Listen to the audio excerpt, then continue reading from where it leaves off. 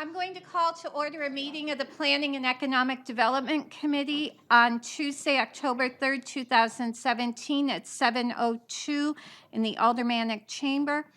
And I will call the roll. Alderman at Large Daniel Moriarty. He's coming? Oh, great. Alderman at Large Brian McCarthy. Present. Alderman Lopez. Thank you, here. Alderman Moriarty. Alderman Clemens is not here. And also in attendance, I have Alderman at Large O'Brien. And we have the mayor, Director Cummings, Director Marchant, and myself as chair of the committee. Oh, and I'm sorry, Alderman Dowd. Ben says he's stuck in traffic. He will be here. Okay, thank you. Yeah, me too. Madam Chair. Yes. Oh, and Alderman Shoneman, I'm sorry. There was a car on fire. Oh, not fun. Okay. So we have a quorum, and prior to opening with public comment, I would just like to take a moment of silence to remember the victims and the responders of the shooting in Las Vegas.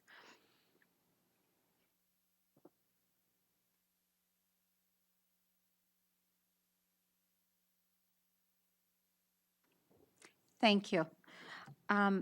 Public comment related to this evening's agenda.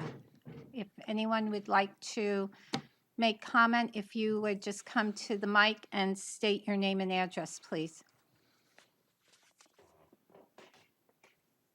Okay, seeing none. So if I can excuse myself and eat in the back. Sure. You know, it's now a good time because they're going to come up and talk for maybe an hour. Yeah, no, they're not going to talk for an hour, but yeah, go ahead. Just Alderman Moriarty, if you want to just sit there. I'm going to go. Oh, okay. So our first discussion for this evening is Vin Bono of Boston Service Rail Company, and this is related to R-17-135, authorizing the city to enter into a memorandum of understanding with the Boston Surface Railroad Company. So, Mr. Bono, if you and I know you have Wayne Denham with you, if you would like to come up, there are 2 seats here, and the mayor's going to join you. Why don't we could just sit in this room. Do you want to sit in those 3? That's fine. And Tim's going to. Okay. Yeah, perfect. There are 4 chairs. So just sit here.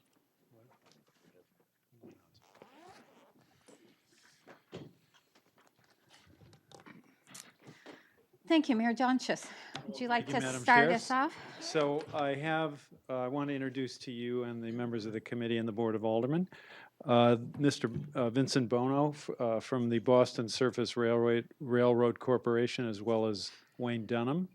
They are here to discuss the terms and the MOU and the concept of rail from the Manchester Airport or Bedford to Nashua and down to Lowell. And I have asked the Board of Aldermen to agree to enter a memorandum of agreement with the Boston Surface Railroad Corporation, which is essentially an agreement to work together with them to develop a plan for commuter rail service from Bedford, Nashua, Lowell, as I described.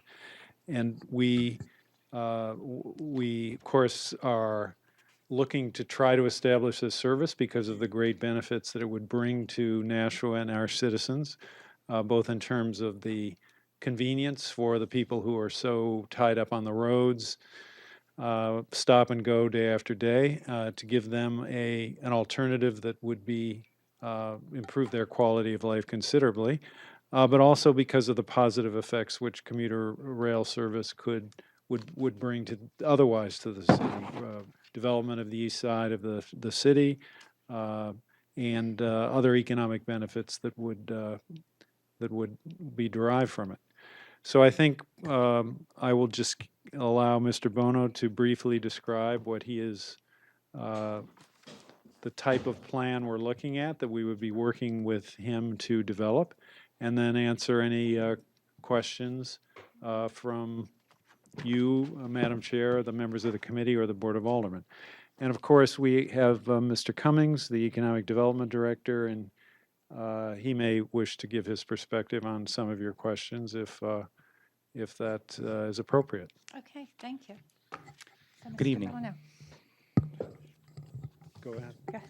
Good evening. My name is Vincent Bono. I'm the president of the Boston Surface Railroad Company, and I appreciate the committee and the aldermen for inviting us here tonight. Just to elaborate a little on what Mayor Donchis has introduced, we are a privately funded, federally regulated railroad. We are currently working on our initial project, which is from the city of Worcester through the city of Woonsocket, Rhode Island, to Providence. We have started to look at a more regional system, and we have reached out to several other municipalities along the route of our proposed region. The partner municipality that we have identified in New Hampshire is Nashua. We have put forth a memorandum of understanding we'd like the city to enter into with us. We've gotten feedback from the solicitors of all 4 municipalities, the most from Nashua, so we've locked the changes at this point. And essentially, it's just an agreement to work together to reach to develop a plan, identify private funding sources, which is our job, and for the city to assist us in implementing it in its region. It's very preliminary. There's a long road ahead, but this is the first step, and but it identifies that from the municipalities or the partner cities' perspective, the city is not on the hook for any money. It's not on the hook to guarantee any loans or provide any grants. We would ask that improvements that the city would like that aren't on our plan, that the city would have to provide. For example, we've identified a location for our first station, which would be Bedford. Nashua is a logically good spot to put another station, so we'd ask if the city would like us to stop there, that they provide that station. They're not required to. If the city does construct a station, we would only ask that it meet the minimum technical requirements that we set forth. For example, as we discussed, we are 100% ADA compliant railroad, so we only want high-level boarding. We'd like a covered platform, that kind of thing. But other than that, we really leave it up to the city to decide, where and how much of a service that it would like. And that's really it at this point. Liability-wise, we are the insurance carrier. We're regulated by the Fed, so we don't. We're actually carrying 4 times the state-required insurance for our proposed system.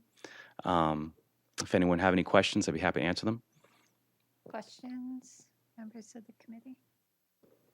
Maybe I should mention that one principal objective of the project would be to qualify for a federal loan from the Federal Rail Administration. Well, it'd be the Build America Bureau, and one of our funding avenues is to apply for a Railroad Reinvestment and Infrastructure Fund, or Improvement Fund loan.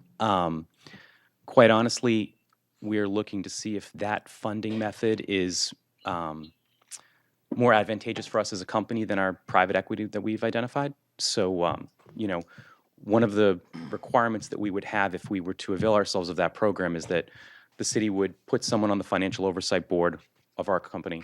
Again, no liability for the city, but there would be a 5-member board contemplated, 1 member from us and 4 from the partner cities, to sort of oversee the use of those funds.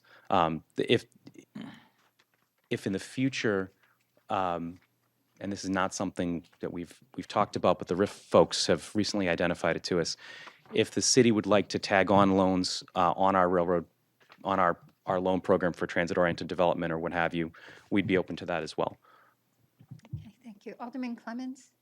Thank you. And Alderman So ironically enough, I was stuck in traffic on Route 3, which is why I'm late. So I apologize for not being here for the first part of your presentation. But I hear some crazy person's trying to get a train running, so maybe we'll. So my question is for logistics-wise. How far along are you as far as the plans go talking with the current owners of the track, Pan Am, and really engaging them in getting this going, because I know that the city has tried for years and has had a not a very good relationship with that company. So I'm curious what you have seen and or if you've even gotten that far yet. So again, as part of the MOU, it's to develop the plan. So we've preliminarily reached out to. There are actually, interestingly enough, there are a number of rail entities that need to be addressed for this particular service contemplated. So we've reached out to all of them, and I think the current thoughts are, at least in New Hampshire, that this is more of the same, and it's going to be a burden on the host railroad. But again, once we move to phase 2, we can identify to them some of our funding sources, and then there'll be a real financial incentive. But again, it's actually at this stage, without doing some legal digging, it's unclear as to who has the authority to run the service. So I don't want to get myself in legal trouble. Okay. But we're pretty confident that financial resolutions can be arranged for everybody.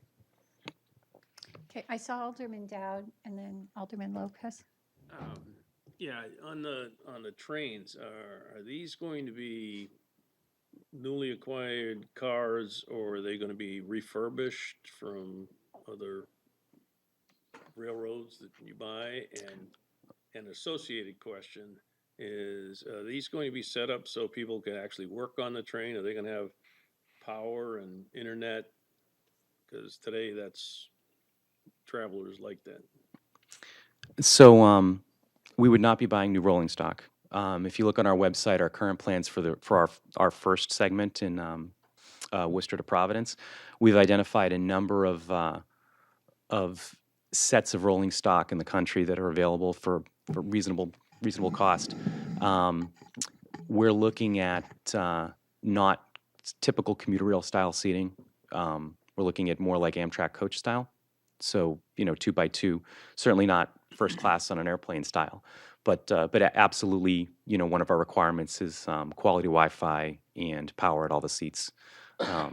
In terms of our New Hampshire system, we're again at baby steps, but one of our differentiators we hope is going to be, will be assigned seating and 100% e-ticketing, so it'll be a more quality experience for people.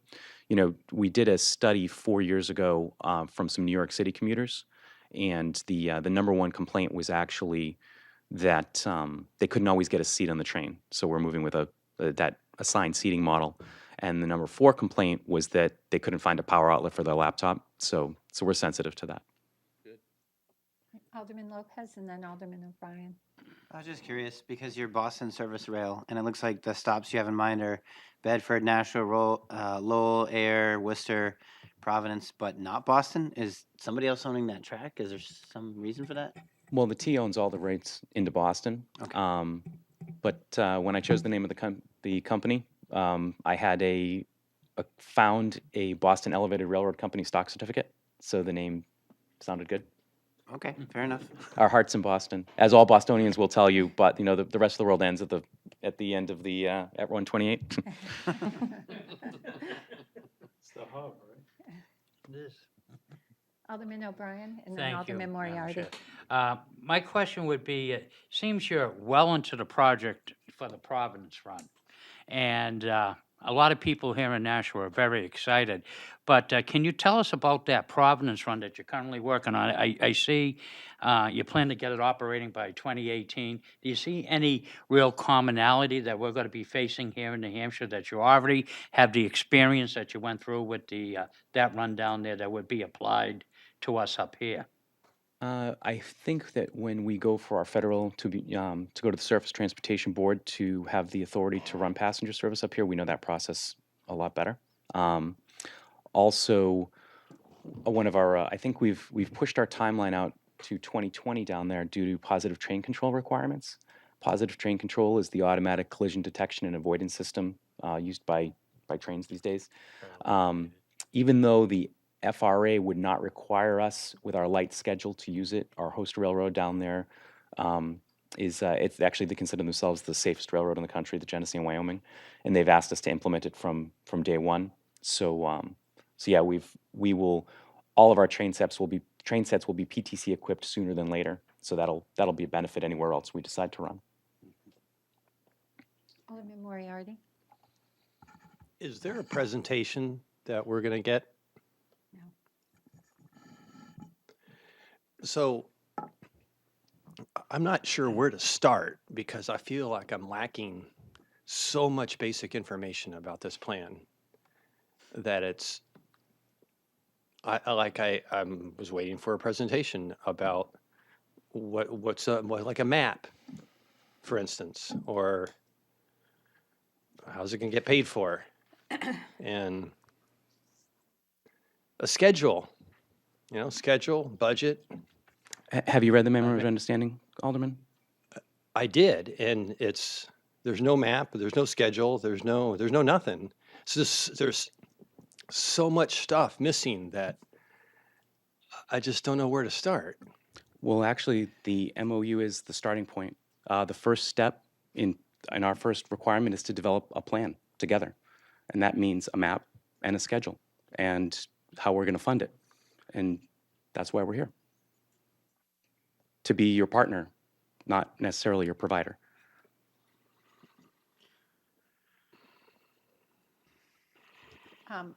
Alderman Dowd, Alderman Schoenman, and Alderman I'm Clements. actually looking at your website right now. A lot of those questions are answered on the website. There's a map, and there's a lot of Well, information. here I am. Excuse me, Sorry. Alderman Moriarty. Sorry. Alderman Dowd, anything All else? set. Okay, Alderman Schoenman?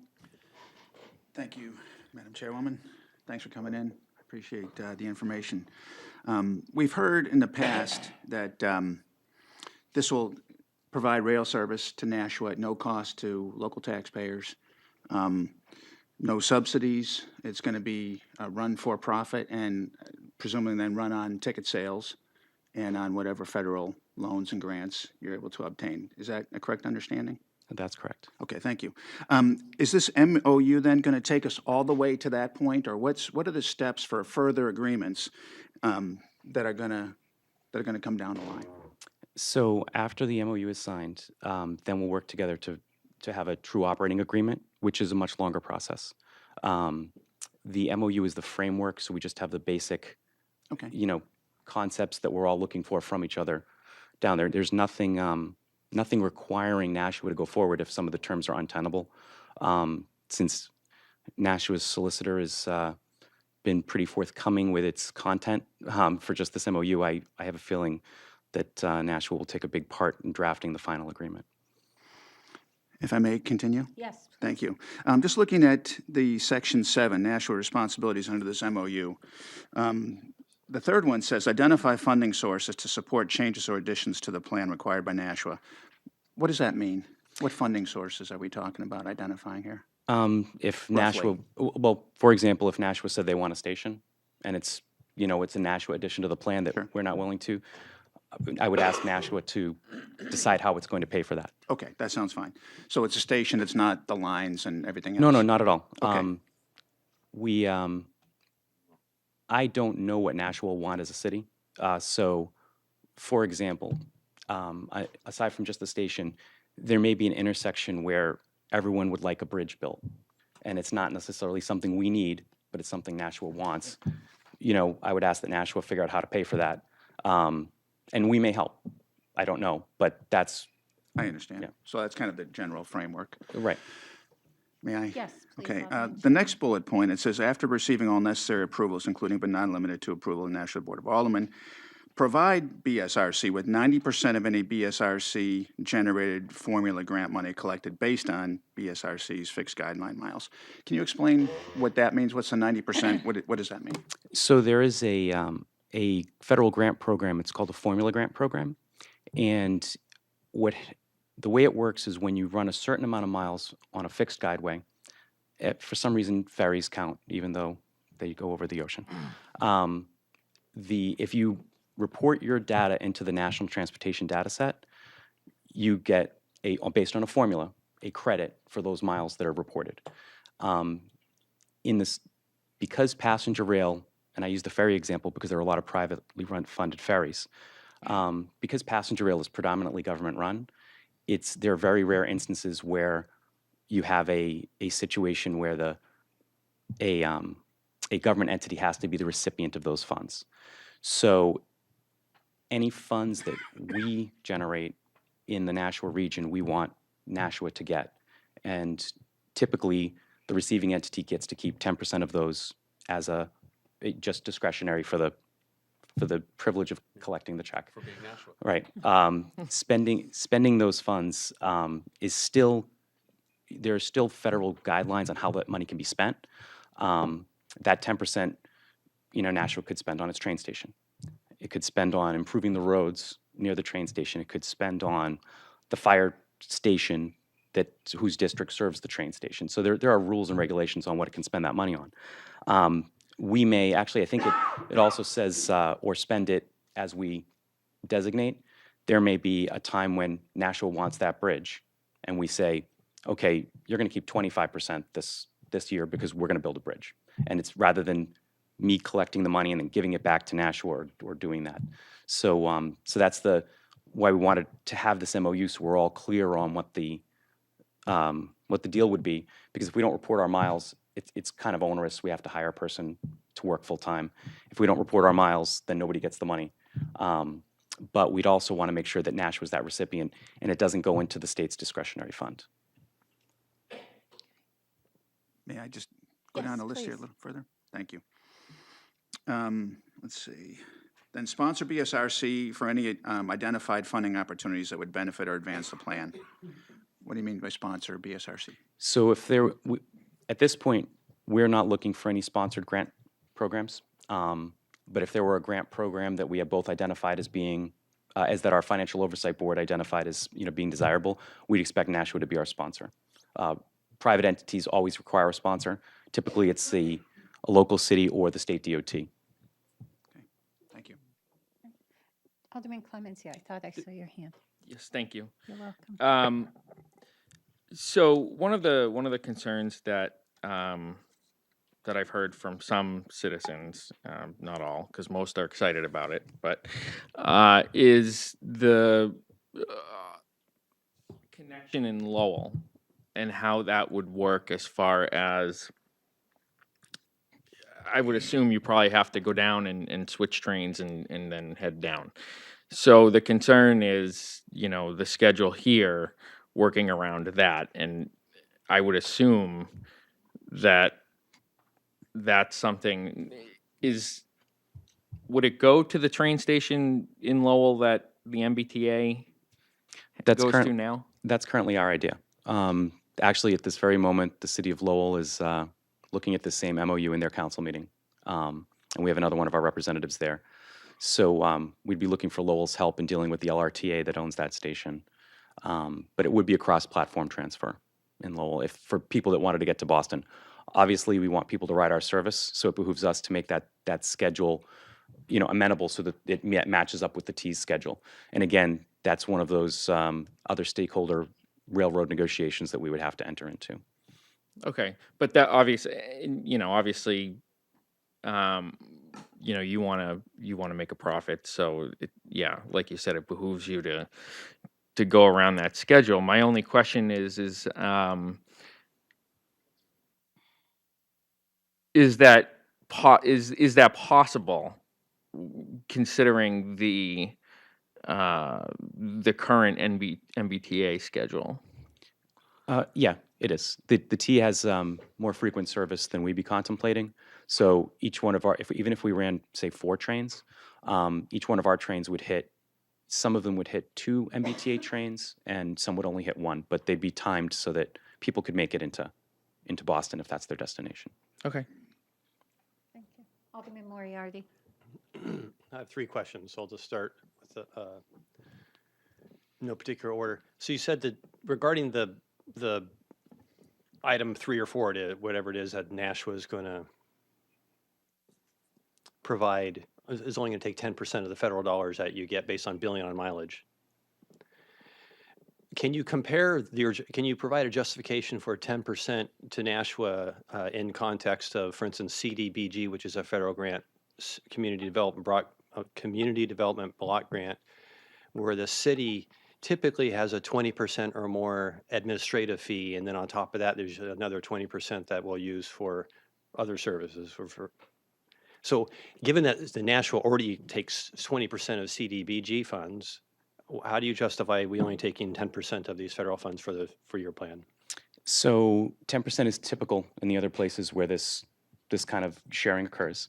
The regulations on the grant money are such that we're going to be obligated to spend a lot of that in Nashua anyway, because of the rules of how it's spent. You can't spend it on operations. You can't pay salaries. Public safety counts.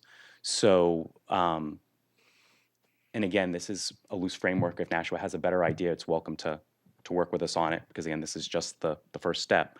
But we think that, and it's tough to pick a percentage, but for every, if Nashua's share is $300,000 a year, we anticipate probably spending another 80 or 100 in the Nashua area anyway.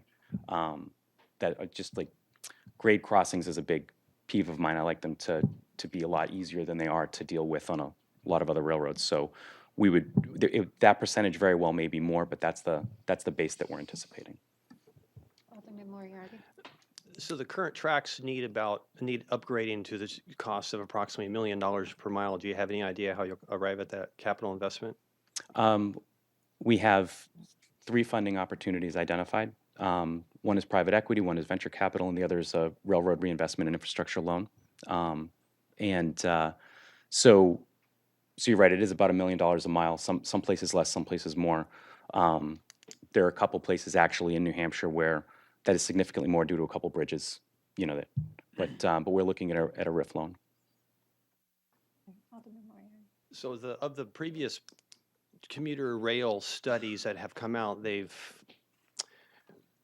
I personally read 3 of them, and they've all been consistent with one another, saying that whether it's all the way from Lowell to Concord or elsewhere, it's $10 million a year operation and maintenance costs from Lowell to Concord. If you're only going to go Lowell to Manchester, maybe it's only going to be $7 million operation and maintenance. The projections for ticket sales, as best they've ever come up with, the ticket sales will cover, fare revenues will cover maybe half. So how do you expect to come up with the other half if every other study that we've seen in the nation has shown that the fare is only half the costs? So those studies, and we have the same consulting company that did one of those, Jacobs Engineering. Those studies are based around a government subsidized and a government required schedule. So just starting with the capital side, all of the systems call for almost a complete double tracking of the system, and call for, I think, and call for a very heavily seated number of stations. And this is a situation where it's almost like trying to use commuter rail to be the equivalent of a long distance subway. Our model doesn't do that. We address only the commuter bases in the morning and the afternoon, and after a number of years, potentially midday trip. So operations are a lot lower, number one. Number two, maintenance on multiple stations is lower. Even if we had the cities pay for their own stations, we'd have to pay for some as well. So we identify station locations to pick up the maximum number of riders. Also, our fare is based on market research, not necessarily on addressing the complete population base. So we're looking at what those commuters are willing to pay based on gas, cost of maintenance on their car, and parking at their destinations, and that fare is higher. And it's necessarily so because government-funded commuter rail has a lot more ways for revenue capture than we have. I mean, not necessarily in New Hampshire, but in a lot of other states, they have not just property tax, but income tax and sales tax bump up revenue. We can't obviously avail ourselves of that. So our fares will be priced to be competitive with driving and parking. And if we look at, in terms of the number of riders, we have a model, and once the MOU is signed, there's a confidentiality agreement where we're happy to share our data. We believe that there's in all the other similar metropolitan areas to southern New Hampshire, central Mass, on the East Coast, that between 8 and 16% of people will get out of their cars and get on a train if it's available. Interestingly enough, they tend to fill all modes of transportation that's available. Some people just don't like to drive, so they'll take a bus if it's available. Some people will prefer the train over the bus, based on schedule or the individual fare. And in a lot of places, it's almost price agnostic. I don't say price, it's totally price agnostic, but for example, I'll share a little. From Baltimore to Washington, D.C. is a similar commute as from, say, Nashua to Boston. Not only does the $8 commuter train fill, but the Amtrak regional that runs, which is $16, also fills up at Baltimore Penn Station and ends in Washington Union. There's about 80 to 90 people per train pay an extra $11 for business class. And then some people even pay $45 to take the Acela. Now, not all those people are willing to do that, but we believe that there is a certain subset of the commuters that drive down Route 3 and Route 93 every day that are willing to pay that premium fare. And it won't be an egregious fare, but it won't be the $8 subsidized, MBTA fare. And if that answers your question. Alderman Moriarty. So I think so. So I'll pare it back in some sense and clarify the two studies that I'm thinking of. They considered 2 stations in Nashua, one in Manchester Airport and one in Manchester. So it was a limited number of stations like you're suggesting. And they also were talking about 4, maybe 5 trips per day, which is about what you're talking about. Maybe you're talking about 2 trips per day, but 4 isn't all. We're not talking like inner city subway station distances, station spacings. We're not talking about inner city train regularity. So both of those studies are fairly similar in usage and layout as what you described. So it sounds like the main difference is that your expectation is that the passengers will pay full price, A full fare to cover operations. Also, which would be approximately twice what they would have paid with a government subsidized train. or I think it's going to be something like 60% more, but close. And I will point out that the last study that I read did not have that had a 20 round trip a day to the 4 stops. The 4 round trip a day was the long solution that had a station all the way in Concord as well. I might be mistaken, but we've Right. taken that into account. And again, I don't have all of it in front of me. The last study was pretty voluminous. But our solution would be closer to the infrequent service with the 1 station option, but the station, instead of being in southern Nashua, would be in Bedford. And then again, if our partner built a station, we would obviously stop there. But that's what we're looking at. It's closer to that. But I'll relook at that option, or maybe Wayne will look at it for me. Okay. So We just need to make the formal relationship so that we can work on this. yeah, and we can share our model with Yeah, the city. Okay. If I can Alderman ask another. Moriarty. Yeah. I would think that Boston, downtown Boston, being the largest city in New England, would probably have the lion's share of the commuters. Yet your route doesn't go to Boston. So I would think that your ridership would be substantially less than a train that goes to Boston. Now, how do you reconcile that? So we actually think that the cross-platform transfer in Lowell will detract. We will lose about 60% of the maximum riders that we would have lost, that we would have otherwise gathered. So we're sensitive to that.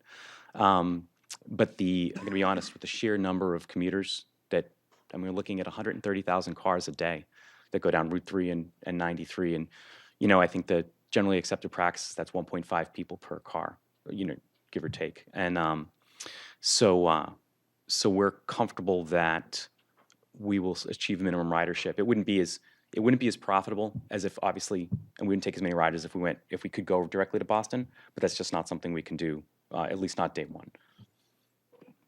Okay, 2 final questions, but Alderman may. Dowd? Yeah, I was just in Europe, did a fair amount of train travel. And trains are the lifeblood of transportation, getting people around in Europe.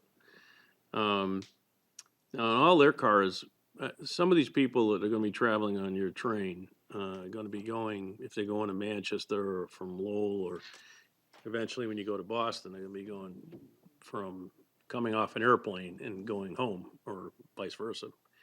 All of the cars in Europe have, when you can just roll your bag right on the train, and right at the head of each car is a place where you can store your luggage. Are you anticipating something like that? Well, I'm sure we'll have luggage facilities on the trains. I will say we're aimed 100% at serving the commute today. And while we're happy to work with the airport to make sure that at least one of our schedules, can pick up airport commuters, it's not our focus. But there'll definitely be places for people to put their bags. Alderman Moriarty? Thank Yeah. you. Sorry for monopolizing, but it's just, I've just watched a lot of budget review meetings, and historically, and I mean, Alderman, back when Mayor Donches was an alderman, used to have a long list of questions, and he was very good at asking people who were giving the presentations, and then they would allow him the flexibility to continue his line of thinking without interruption. So I sorry, I expected that same case, but anyway, Oh, to continue. excuse me, I thought you told me to go ahead and ask Alderman, Okay, acknowledge Alderman Dowd. I thought you said Okay. I've been asking questions, let Alderman Dowd go. okay. I'm sorry.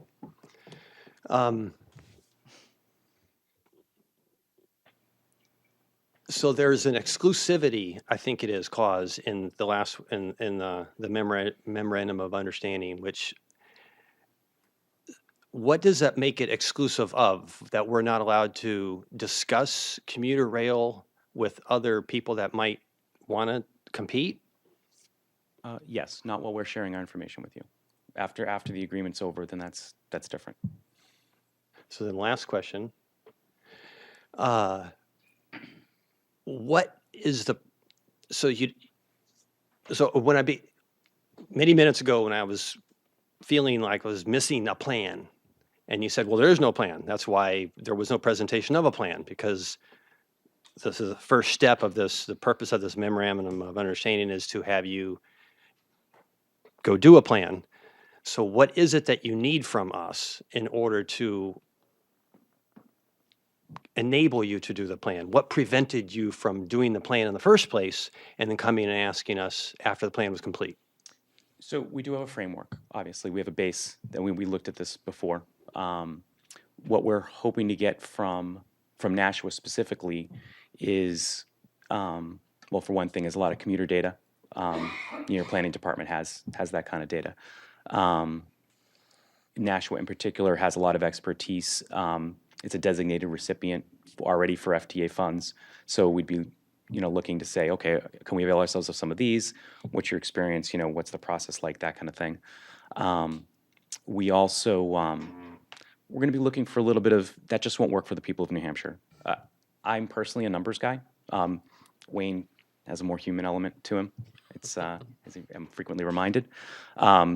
And so people aren't just columns on a spreadsheet. They behave differently. People do behave a little differently in New Hampshire than they do in Massachusetts, than they do with their commuter habits and whatnot. They may have more tolerance for a cross-platform transfer, for example, or less. People tell me that people in New Hampshire are immune to the cold. So do we need to enclose all the stations? That's, I know that I'm speaking in jest, but there are that kind of, we're going to need that piece from Nashua. And what's going to be important. For example, I might say, heck no, you can't put the station in this piece because it's too far away and we're going around a corner.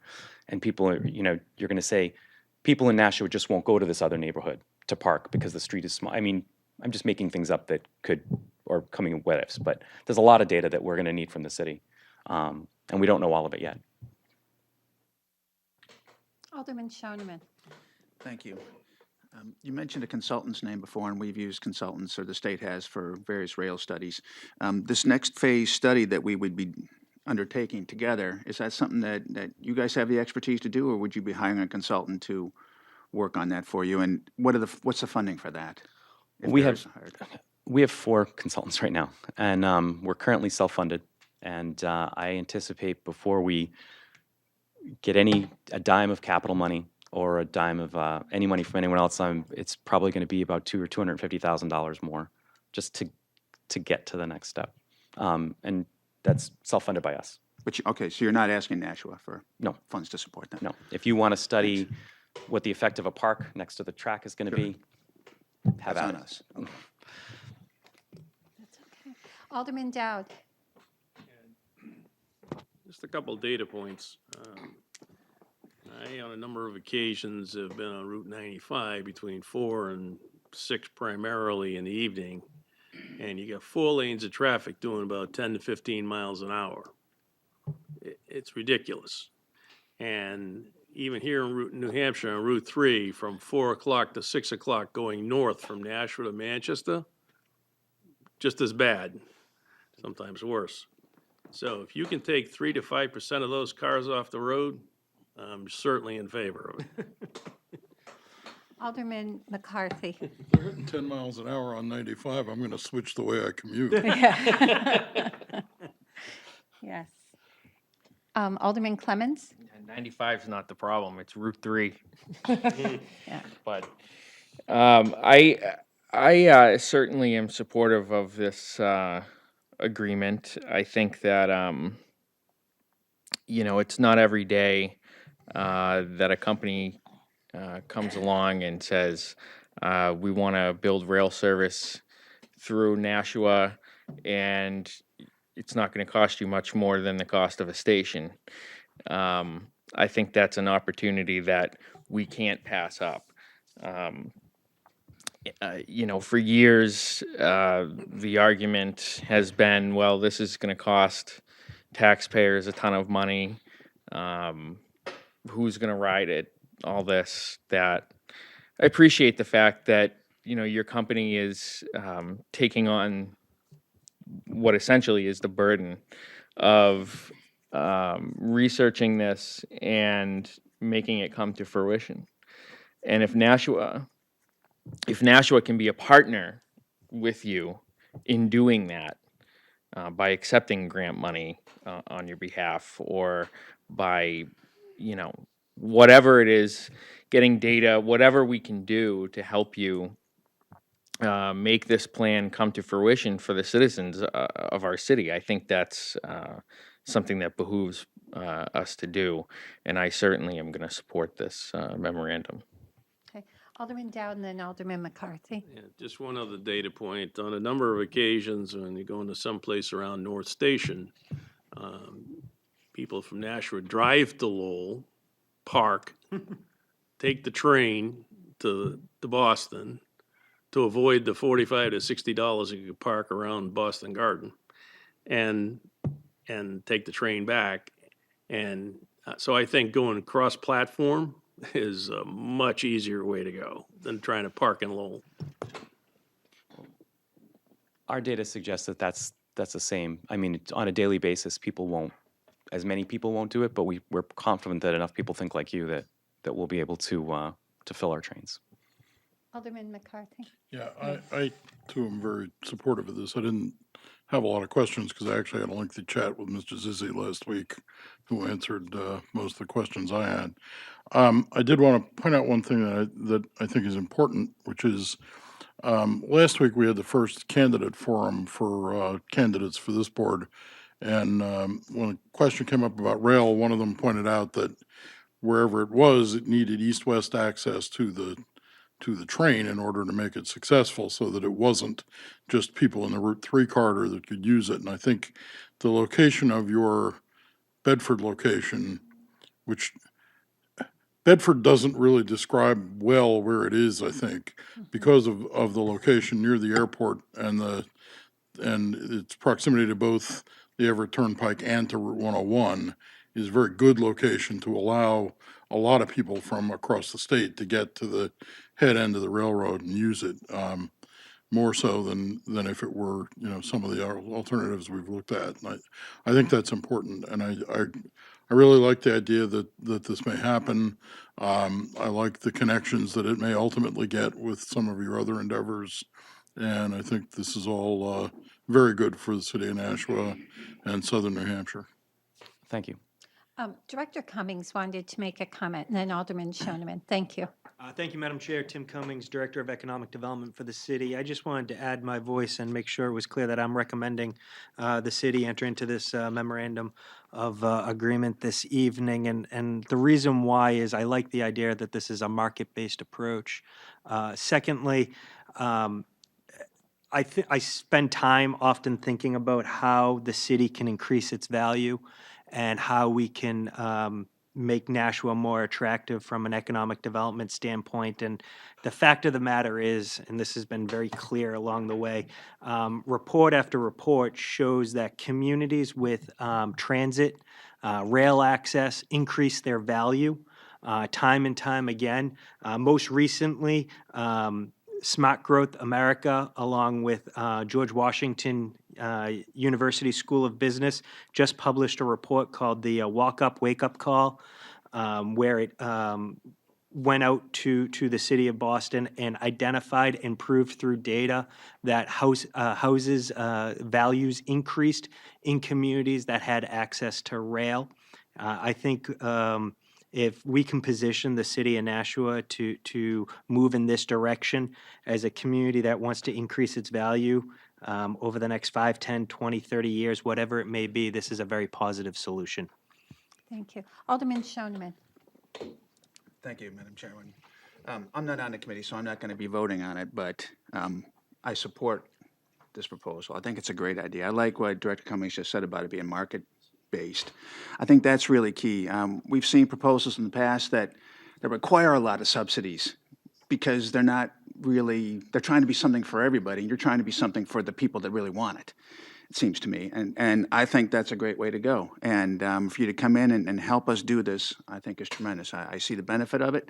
I like that the cost structure is the way that it is, and I think the cost structure is that way because you're market-based, and so I fully support it. When it comes to the full board, I'll support it there. I can't vote here because I'm not on the committee. Thank you. Alderman Clemens. Just quickly, as a commuter, as somebody that goes down to Alewife Station every day and takes the red line into MIT, I can tell you that having a Nashua option would be much better. And so again, this is something that I would use myself. And I think I've actually spoke to a few people at my work who would also use it, who come from, actually one person I spoke to today, she commutes down from Bedford every day to Cambridge, so. We want those people. Exactly, and I think you will get them. Alderman O'Brien and Alderman Lopez. For the folks that don't know, I'm also a state rep, and I've been a state rep for 10 years, and I was on the Transportation Committee. And for 10 years, I have tried to get the commuter rail built. And unfortunately, it has fallen on deaf ears because it's extremely difficult to get a gentleman from some of the hinterlands of Bartlett or Woodstock or something like that to come to realize the needs of Nashua. Well, this has taken a step back from the state level, and I'm not holding any breath from the state. After 10 years, I wish we had some of the money that Alderman Shoneman has really put forward, that like studies. We could have built the railroad with some of the money that got studied. At least probably part of the connection from Lowell to Nashua. So the state wasted some good money. This is a truly homegrown idea. I'm ready to abandon any try from the state because I don't see it in the not too distant future, not until a lot of things change, that somebody from the northern part of the state comes to realize the needs of Nashua. Now, I'm very glad that Mr. Cummings mentioned the economic value.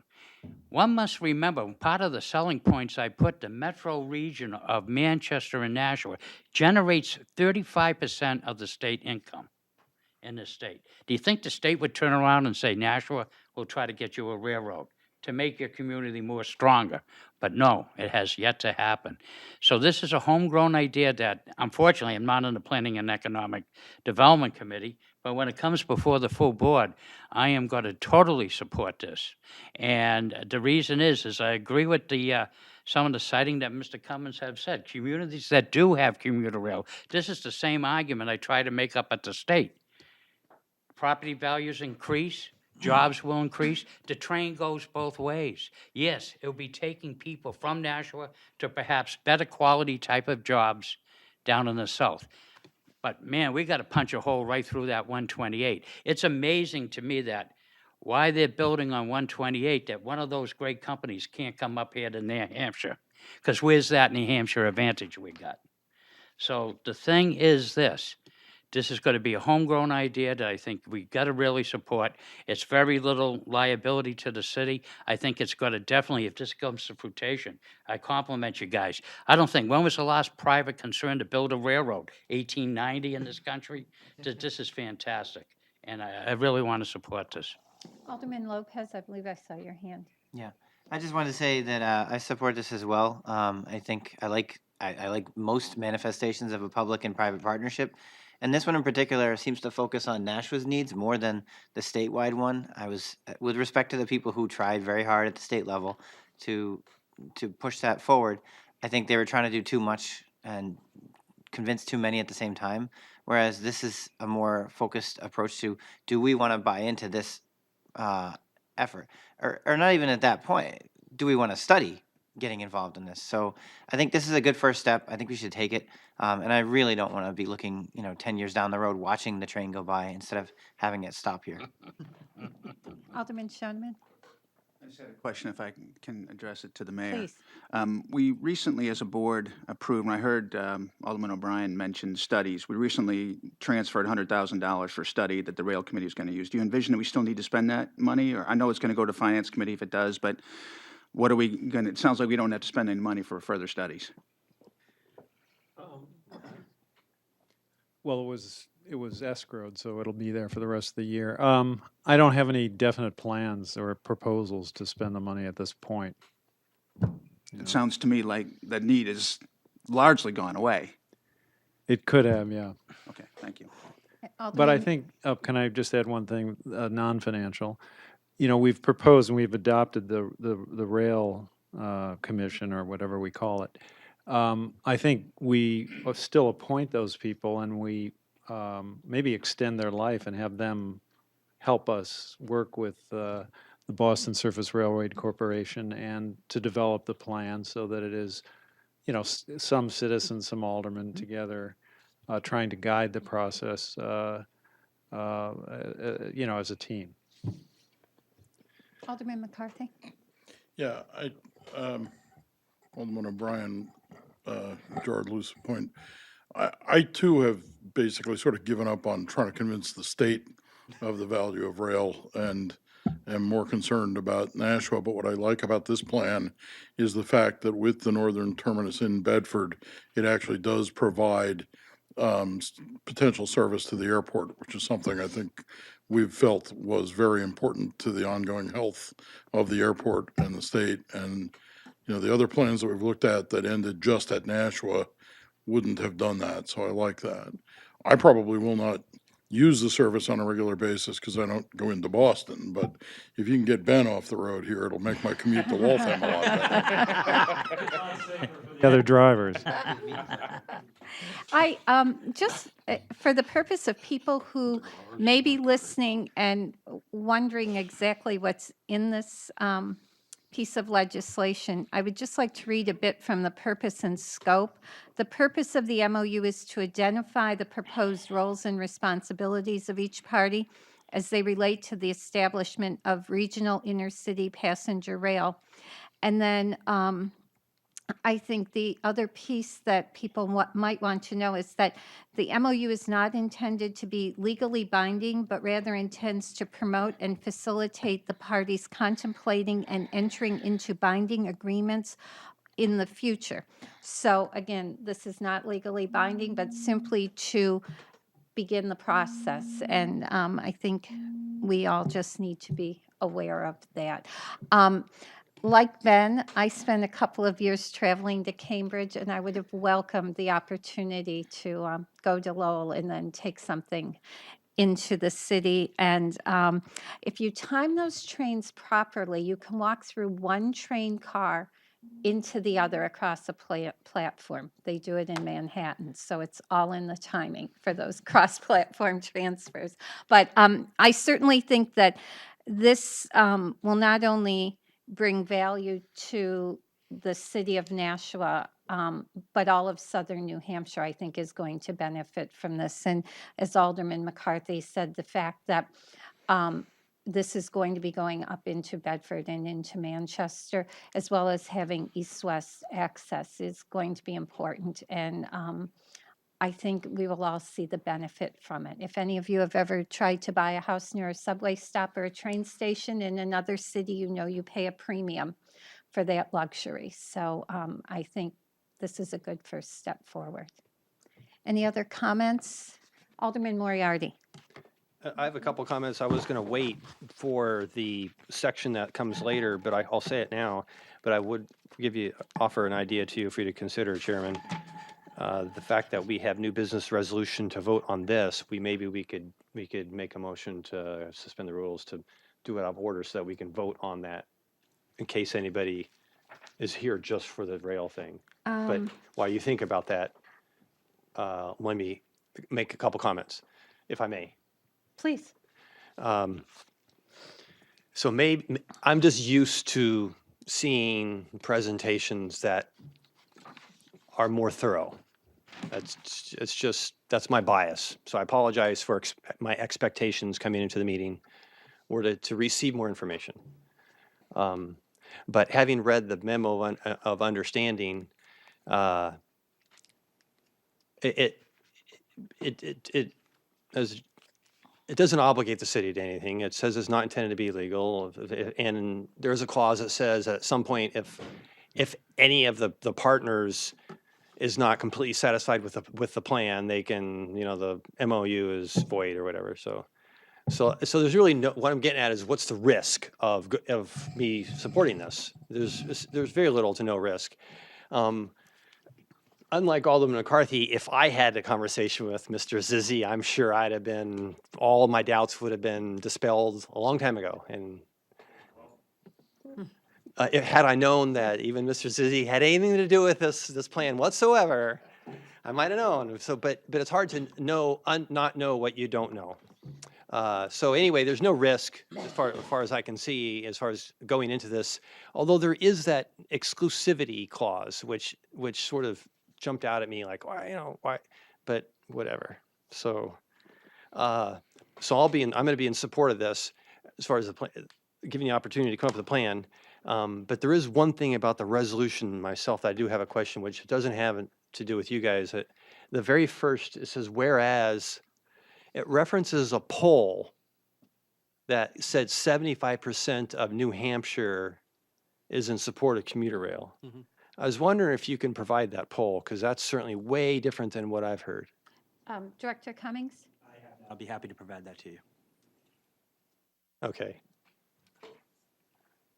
Thank you. If I may respond? I'm all done, yeah. But Please, it's go up ahead, to- Mr. Bowman. Just to say that I didn't write that poll data piece, but I'm sure it's people are supportive. But I would like to invite Alderman Moriarty and any other alderman to visit us at our headquarters any day of your choosing. I'll make myself available. And we do have a presentation that we generally give to investors, but I'd be happy to give it to you and spend as much time answering your questions if that is helpful.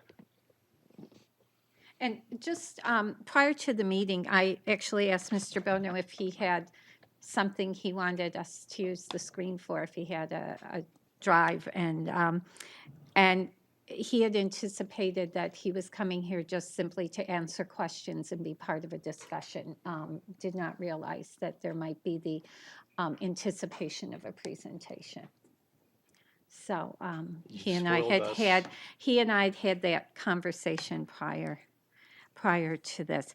So I know Mr. Cummings is going to be staying either way. So do we want to go out of order? I'll make a motion. Oh, Alderman Moriarty? I move to suspend the rules so far as to rearrange the schedule, I don't know if I'm saying this right, in order to address a new business resolution R-17-133. Okay, so you've heard the motion to take our 17-133 out of order. All those in favor? Aye. Opposed? Okay, so our 17-133, authorizing the city to enter into a memorandum of understanding with the Boston Surface Railroad Company Incorporated. Do I have a motion? Alderman McCarthy? I will move to recommend final passage. You've heard the motion to recommend final passage. Any discussion? All those in favor? Aye. Opposed? And that motion carries. Thank you. We look forward to moving forward with you. Thank you. Okay, so the next item on our agenda is a presentation from Director Cummings regarding the Performing Arts Center. Thank you. Thanks. Do you mind if I just do this whole front?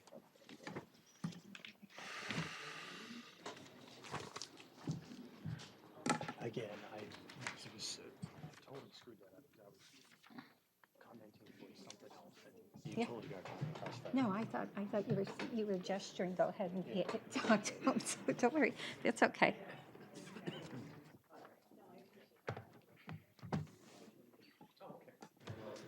Okay, so we are going to move forward with our agenda, and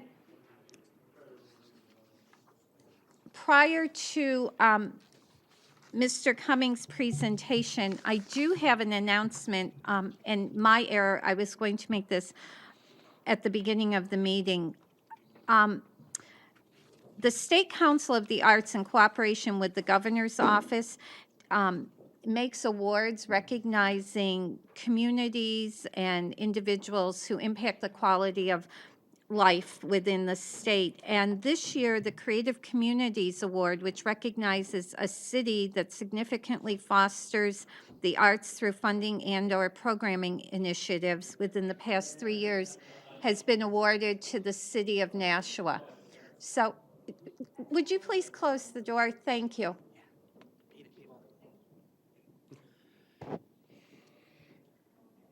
So I think that this was just announced today or late last evening, and so I would like to just recognize all of those individuals in City Arts Nashua and the Nashua Arts Commission, as well as the many performing and visual arts groups for all of their efforts, and congratulate them on being the recipient of the Creative Communities Award for us. Thank you. And now, Director Cummings. Thank you, Madam Chair. Again, for the record, Tim Cummings, Director of Economic Development for the city. I appreciate you giving me some time on your agenda this evening. The reason why I wanted to come before you is, as some of you may or may not recall, at the last couple public meetings, some misconceptions were brought up about the Performing Arts Center, and I know we had a lengthy discussion on this topic a little while back, so I appreciate you indulging me. But because I do believe it's appropriate to correct the public record, I don't want anyone to have any misunderstanding about what the feasibility study entailed. And so, Madam Chair, if you will allow me, I put together a slide deck presentation, which just outlines and addresses some of these issues and concerns. So first and foremost, I really appreciated this one when I heard it along the way. An architect needing to review 201 Main Street, and I want to just point out very clearly, we did have an architect on board that did some significant due diligence. It was done by Brunner Cott, and there's a couple facts I want to make sure are clear. We had costs of pricing for construction done by an independent third-party professional cost estimating service. And then we actually went as far as actually having them independently verified by a local general contracting firm here to ensure that our numbers were accurate. As this slide illustrates, and by the way, this slide was discussed at length in leading up to the public presentations of the full Board of Aldermen, which occurred in May and then throughout the summer. But we had this discussion in early spring, and it outlines the differing prices, starting with that 11.5 million for construction costs, going through outlining the equipment costs, which brought us to just under 15 million, but that didn't factor into some of the soft costs that would be necessary, like architectural and engineering.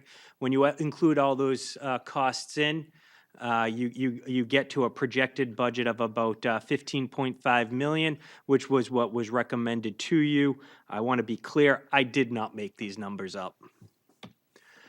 So the tax issue, again, another one that was addressed along the way, that we would be removing property taxes off our rolls. One of the things I liked about this feasibility study and the plan that was outlined to you was the creativity and the outside box thinking that actually went into it. As you may or may not know, we spent longer than a year studying this issue. Yes, 201 Main Street does generate taxes for the city, just a tick under 50,000. But as the plan outlines, you will see that we were looking to have the Performing Arts Center on the second floor. So the first floor would have been about 8,000 square feet of rentable space, which, by the way, is taxable. And so the city would see a pro rata share of the tax dollars on that. But we would also generate rental income if we were to rent that out. And conservatively, what does the rents, market-based rents on Main Street go for? Somewhere between $10 and $15 per square foot. So you're looking at about $100,000 a year in new revenue into the city, which is a net positive. We would actually be making money off of 201 Main Street from a tax liability perspective. Another issue that was addressed along the way and raised as a red herring was relative to the Community Street Theater. I want to be abundantly clear. This is a differing product. This is not what we were recommending with the feasibility study with the Performing Arts Center, because this would be community theater-based groups. We were actually looking at creating a product that would attract outside talent, that would be a touring house of sorts that would generate revenue off of ticket sales by the private sector, and not be community-based in its whole. Okay, parking. So parking is near and dear to me as it falls under my office's purview. One of the reasons why we selected 201 Main Street is because of the ample parking. To note, in the downtown, there's over 2,500 parking spaces. It was suggested along the way that there wasn't enough parking, or there wasn't easy access to parking, or there was just parking issues addressed. So what I took the liberty of doing is, actually, one of the ideas thrown about was Daniel Webster College. I actually went through the city's GIS, and I put the photos up on the slide right here that outlines that from the majority of the parking to service Daniel Webster College to the theater itself, you'd actually have a longer walk at 525 feet approximately, as opposed to from the Elm Street garage, which is about 200 feet. My point in illustrating this fact is just solely on the parking, to make it clear that we looked at parking. Parking was something that was near and dear to us, because we knew that we were going to have to provide for it. So it was a usable space. We wanted this to be usable, and we thought we had achieved that. Okay, so this one actually was an issue that was addressed that actually personally upset me the most, because if you guys have gotten to know me along the way over the last year and a half that I've been with the city, I try to pride myself on being, very objective, and I try to work in the best interests of the city. So the suggesting that this was quote unquote steered to a certain building or asset, that is just factually inaccurate. From the very beginning, we asked the consultants to go look at a walkable area within the downtown. That was a fundamental premise that started out when we started that study. They came back and they said you should create an arts district in the downtown area, and they looked at basically from City Hall to the bridge. They identified approximately 6 sites that could work, and then through a selection process along the way, they narrowed the sites down. Some of the criteria that they used: access to parking, visibility on Main Street, proximity to retail, so you got the positive economic impact, making sure you had an adequate footprint to actually meet the criteria necessary, and then making sure it was financially viable. So we started out with 6 sites. We then slowly narrowed down. We focused on Main Street, mainly driven off of the visibility, and also on predicating it on cost as opposed to new construction. We thought that this was the best bang for your buck for the city's dollar. Relative to Daniel Webster College, now I want to be clear on the onset of this conversation. Alderman Cookson was not suggesting that Daniel Webster College be looked at for the Performing Arts Center. He had other ideas in mind in terms of the whole entire campus. In fact, he understood very much so that this product wouldn't meet the needs of the feasibility study as articulated. However, along the way, I will suggest that some gleaned onto this idea and thought that maybe this was a better alternative. I just want to point out for the record that we're talking about an auditorium that can hold 350 people. There is an opportunity to expand that by 100 or so.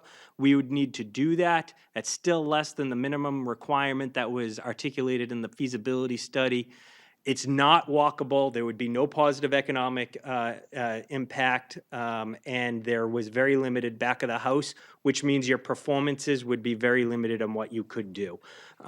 So I want to be clear. Alderman Cookson was not suggesting Daniel Webster College for the Performing Arts Center, but he thought it was within the city's purview to study in case there was other needs that should be explored because of the auction that was forthcoming. I wanted to just clarify the record relative to the Performing Arts Center. So then I get this one. We can't afford it. Again, I want to just point out, in my humble opinion, this is not entirely accurate. The fact is the debt service that is being paid off by the city is less, is more and more than what is being added onto the debt rolls. So we would be actually, from a debt perspective, not further impacting the tax rate. So another issue that was raised is it won't work. And I just want to take the opportunity to point out that we used comparables to build this model. In the report itself, which is all available on the website, we looked at Carmel, California, Edmonds, Washington, Suffolk, Virginia, Brooklyn, New York, Lafayette, Louisiana. They all had similar type of performing arts centers, which were comparables that we used that shows the differing level of capital investment that was necessary that helped drive the decision-making for the feasibility study that was produced. And so, Madam Chair, with that being said, I just want to thank you for your time today to bring some of these issues to the forefront of your committee this evening and correct the record. Great, thank you very much. I would just add in terms of looking at examples and information that was gathered, one of the questions I was asked was, did we look at what was in the area? And the consultants we worked with looked at not only what was existing, but looked at some proposed facilities in the area, some of them of a larger size. And so that information was also put into the equation. Questions, comments, Alderman Dowd? Yeah, I want to thank Director Cummings for presenting this information. We had a discussion at the strategic planning meeting that some of this misinformation was out there and driving some of the opposition. And by clarifying it, it certainly lays out the facts rather than fiction. Alderman Lopez and then Alderman O'Brien. Yeah, I would like to thank Director Cummings as well, because to be honest, I was under a lot of these misconceptions prior to the public comment period. I felt like that presentation cleared up a lot of my confusion, but I also think that it might have been delivered to an audience where a number of people may have already formed the opinion. So I think this helps because we've had time to open the discussion up. It's very clear there's a lot of passion about this. So this is the time to correct misconceptions and start figuring out a path forward. Alderman O'Brien. Thank you, Madam Chair. I too would like to thank Director Cummings for putting this together. As I kind of hum and buzz around Main Street, different other parts of the city, talking to different people, I have overwhelming support, but you hear the negativity. And then when they come up with the negativity, it's almost like scratching the walls of somebody drowning, and you say, well, geez, that's not actually accurate. And then when I get into presenting the accurate information, people go, oh, that's not a bad idea. So to follow that, we do have TVs in City Hall in the lobby and stuff like that. Would it behoove us to put both presentations up there, put the facts out there, so when people are waiting down at DMV or something like that, that they may be able to see the facts that was kind of presented to us? I mean, we're the city. The people have the right to read everything that I can read. So let's put it out there that they should be able to see this. And then if they become an informed voter, maybe they'll see how really this is truly going to enhance the city. So I would like to follow up, not only to identify a problem, but become part of the solution and make the recommendation if we can get some of this information out there, and perhaps maybe work on our partnerships with some of the social media, or perhaps even the written media, our friends at the Telegraph, and say that, you know, the presentation is live at City Hall, that they can come down and see the facts. Alderman Moriarty and then Alderman Dowd. Generally, I would be in support of that, but I think we may get into a little bit of trouble because now that this is an official ballot question, that might be perceived as an unfair electioneering by the city hall. So I would recommend that Alderman Cummings lay low. Not Alderman Cummings, Director Cummings, lay low. Alderman Dowd. Since this is a fact-based presentation, I don't see that that is a problem.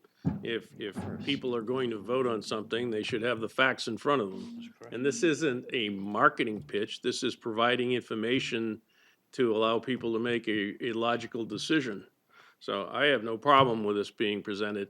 And the other thing that came up at night at strategic planning was the city having a website or a Facebook page and have this type of information on it. And I don't know if that's gone too far yet, but I would, I would just comment, if at all possible, I know people have commented to me that it's been hard for them to find which study to look at when you search for Performing Arts Center. There's several years' worth of reports. So it might be useful to at least have the most accurate data right on the homepage. And it might also be useful to have the link to the keynote presentation, since those are both ballot questions, for people who want to look at that, just in terms of making sure voters can get the information they need to make informed decisions. And I'm sure the Telegraph would be more than happy to print the link to the most appropriate Performing Arts Center report, as well as the keynote information. So Alderman McCarthy. Yeah, I also wanted to thank Director Cummings for the presentation and correct one more misconception that's not in it, which is the one that, well, nobody's going to come and play at our Performing Arts Center. That is simply not the case. There are dozens of venues like this in the state and in the surrounding states, and all you got to do is go look at their calendars. My son went to see Brian Wilson of the Beach Boys in New Bedford last Friday night. I mean, in a 700-seat downtown Performing Arts Center that I didn't even know was there, and I lived in New Bedford for 5 years. You know, there is no end of opportunity to get acts on the way up and acts on the way down, and sometimes acts who are at their top to perform these things. We have professional music promoters who know how to do these things, who can deal with that part of the programming. There are other events, and the beauty of this space is we're looking at also making it usable as meeting space so that we can rent it out during the day for other uses and get more revenue. We can show movies there and do all kinds of things. And the issue of, well, it'll never work here. I don't know why not. It works everywhere else, basically. Other comments? Alderman Clements? I would suggest that the city cut out the presentation portion of this, which was live and filmed tonight, and put a link to that up on the website so that people can see your presentation tonight. Director Cummings, I think it's very important that those who want actual facts are able to get them. And so that's what I would suggest doing. I don't think it's a conflict with the, I don't believe that it's a conflict with the referendum. Director Cummings, may I ask you to explain respond to one other question I know many people have asked, and even the night of public comment, there were concerns about the city's ability to run a performing arts center. And would you just be able to talk a bit about the plan for how we are going to manage a performing arts center? Thank you, Madam Chair. That's a great question, and one I struggled with very early on in this process, but speaking with our consultant and understanding some best practices on how other communities did it, it was part and parcel for the reason why I had asked for the steering committee for the Performing Arts Center be actually adopted, which, by the way, it was adopted. It would help not only with the construction and design of potentially the Performing Arts Center, but also help develop an operational plan. And what I had been doing in preparation for that is studying how we could best implement a program that would be successful and financially viable. And the recommendation I was prepared to make is that we have a third party type promoter, facilitator who actually has books of business come in and do the event promotion and have it be held by a non-profit third party, similar to the way the Hunt Building is organized now, except for we would then take it one step further where we would issue an RFP and have a third party event slash booking agent help us bring in some talent. And I will say, I actually had some third party booking agents actually reach out to me and ask me if they could be added onto a bid list, as they thought that this was very much something that they could, bring forward and market and be a net positive for the city. So all of those types of conversations I was looking to have with the steering committee. And depending on how things go moving forward, maybe we still can. That steering committee was passed by this Board of Aldermen, but right now we're in a holding pattern. Thank you. Are there any other questions? Alderman Lopez? I guess it's actually more of a comment. I was also very interested in the calculation of how much rent revenue could be generated for it, because I felt like in the conversation that we had previously where we didn't approve the bond but put it on the ballot, we were all looking at the possibility of purchasing the building just so we could, if we had to, we could flip it. But then by setting an expectation that we have faith in our private businesses, we have faith in the people who are advocates for this, and we believe that if they're given time, they can raise the money, and before we would attach any further steps based on that. So, I mean, personally, I would think if we just focused on getting the building with that plan that, which would be developed by the steering committee, that as long as you're able to raise the endowment, then we take another step. If I'm a business the size of Alex, I'm going to be very picky about what places I go to and how much I invest in doing that. Alex is a really big space and it's very expensive, so I don't think just any business can move into it as it is right now. But dividing into a smaller space, there's some value to that, and even that might be a challenge for the current owners to be able to put on the market. But I think if the city was putting that forward as an opportunity to be the first person who gets your foot in the door underneath a performing arts center, it could be very advantageous, and it could be something that generates revenue while we're trying to figure this out. Alderman Dowd? Yeah, recently I've had an opportunity to visit several downtown businesses, and everyone I went into asked me, do we still have hope for the Arts Center because we really need it? And I would just say to the people out there listening to this meeting, it's on the ballot, and there are actually more important reasons to get out and vote. My concern has always been we don't get enough turnout for votes, but if you support this, please turn out on election day. May I ask you one more question? So that was, Alderman Moriarty? it's pretty clear that the majority of the aldermen are the people who have spoken about the idea of electioneering in the Board of Aldermen or in City Hall regarding this ballot question, as listed tonight, have spoken in favor of methods in support of the ballot questions, people voting yes. Okay, I think that's a truthful statement.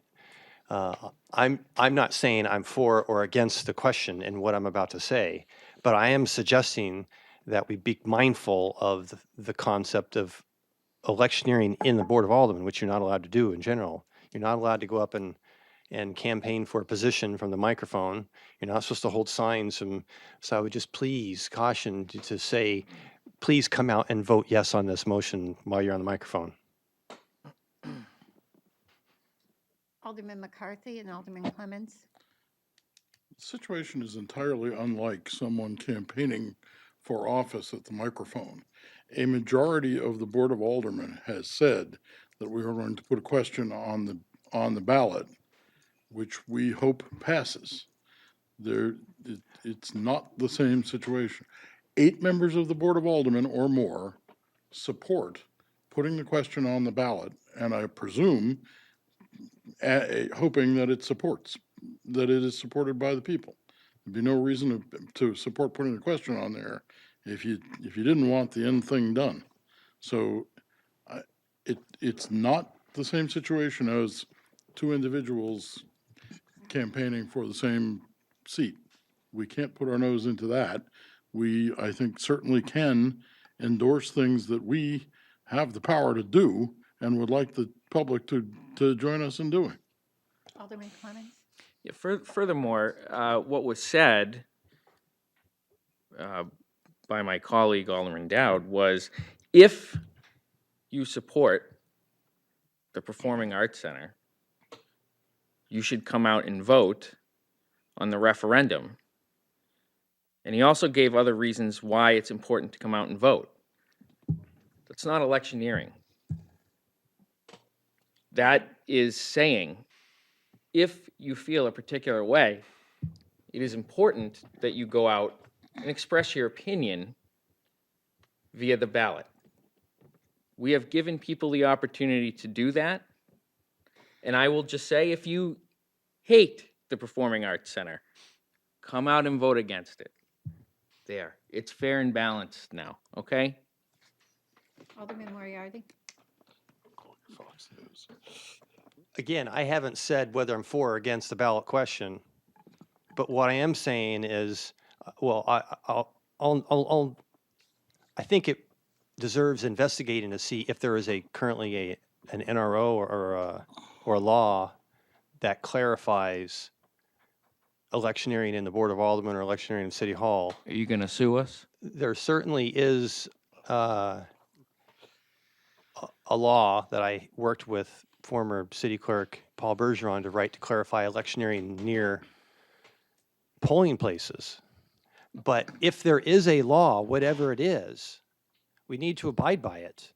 Whether you're for, just because you have a majority of the Board of Aldermen that feel we all agree that we want to violate the law, doesn't make it correct. That's all I'm saying. Whatever the law is, we need to abide by it. Now, if by the same token, if you're saying it's just information posting this stuff, are we going to allow people who want to provide opposition information for the ballot question to post at the same place as Director Cummings has his information? I don't know. I don't want to get involved in any of that. Alderman Dowd? It's a non-binding question, a non-binding referendum, so it makes no difference what from any standpoint what the final result is, so it's not like trying to get someone elected. And certainly, I'm not in a position to be using a position one way or another to get elected in this election. Alderman O'Brien. Thank you. Didn't mean to open up a can of worms here with this, but let's face it. City of Nashua spent tax dollars to do a study to look at the Performing Arts Center. Some of it, we got some other monies that came in and everything, but basically it was initiated by the city of Nashua. So we have the report. So what are we doing? Our due diligence in sharing or intending to share it. I would like to think that everybody in the city of Nashua gives up their Tuesdays and Wednesday nights and watch Channel 16, but I think that's a little bit too high of a goal. But for those that don't, how can we get the information that I am seeing under the right to know laws as an alderman basically out there? And that's why I made the suggestion.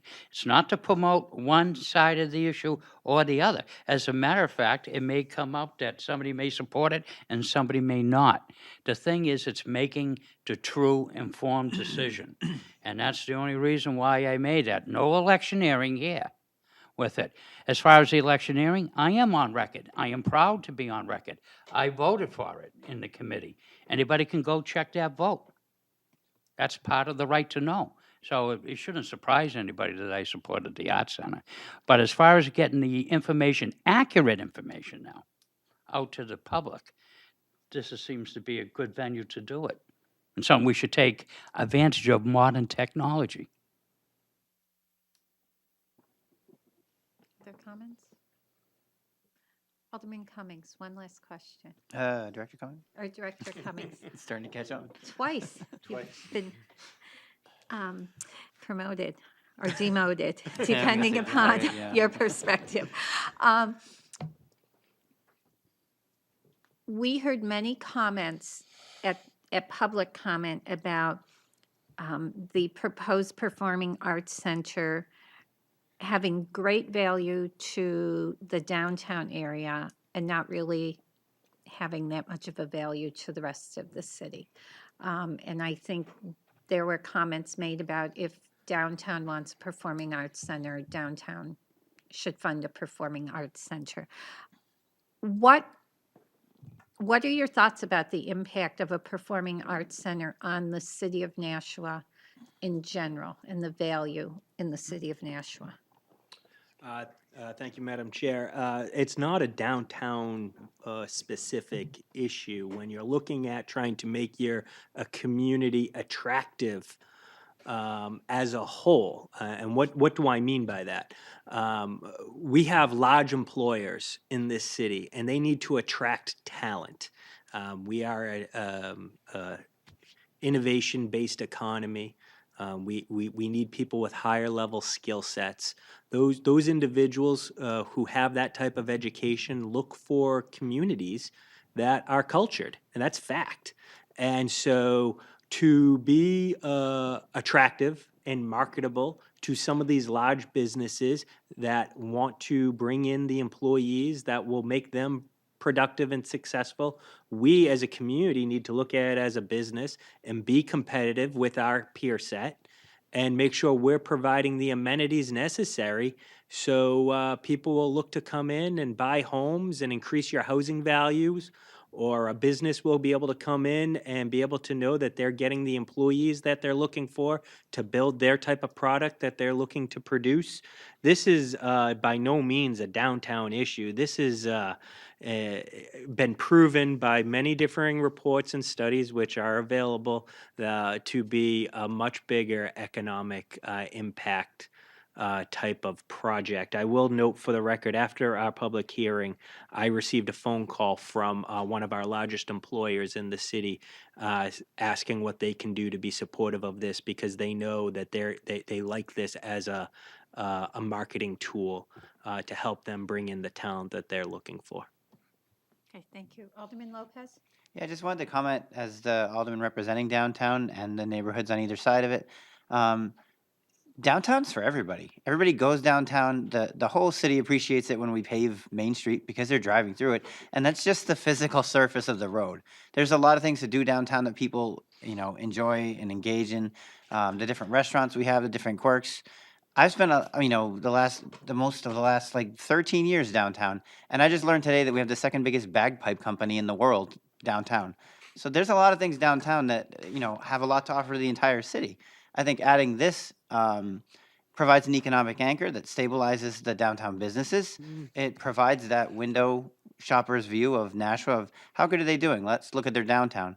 But I think downtown itself is not just for downtowners. I think everybody is welcome there. Everybody is active there and does things there. The holiday stroll's coming up. I'm pretty sure that everybody, all 20,000 people or whatever, aren't going to be just people living downtown. It's for the whole community. Thank you. Under comments? All right, Director Cummings, thank you very much. Thank you. Did we officially accept it? It was just a discussion. Okay. Yeah, thank you very much. Okay, the next item on our agenda is a communication from Mayor Donchis relative to the Downtown Riverfront Development Master Plan. May I have a motion? Alderman Lopez? Can I make a motion to accept and place on file the communication? Okay, you've heard the motion to accept and place on file. All in, discussion? All those in favor? Aye. Aye.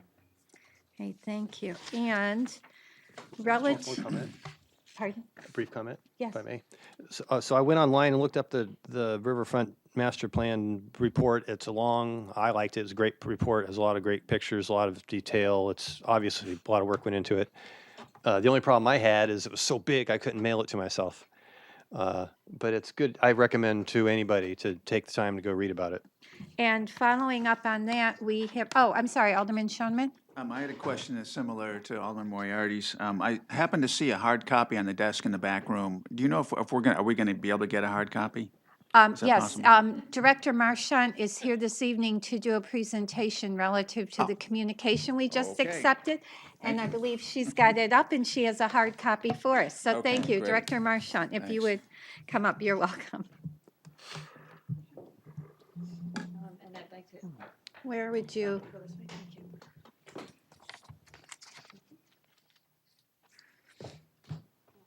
Do you have copies? Thank you.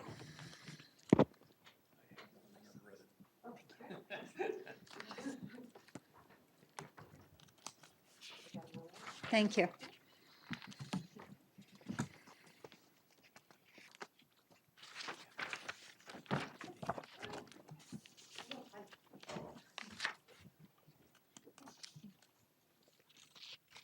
And Director Marchant, for board members who are not here this evening, will there be copies available? Yep, there are copies available. If anybody wants one, just let me know and I can get the rest to Ms. Levering as well. Ms. Levering? Okay, thank you very much. So please.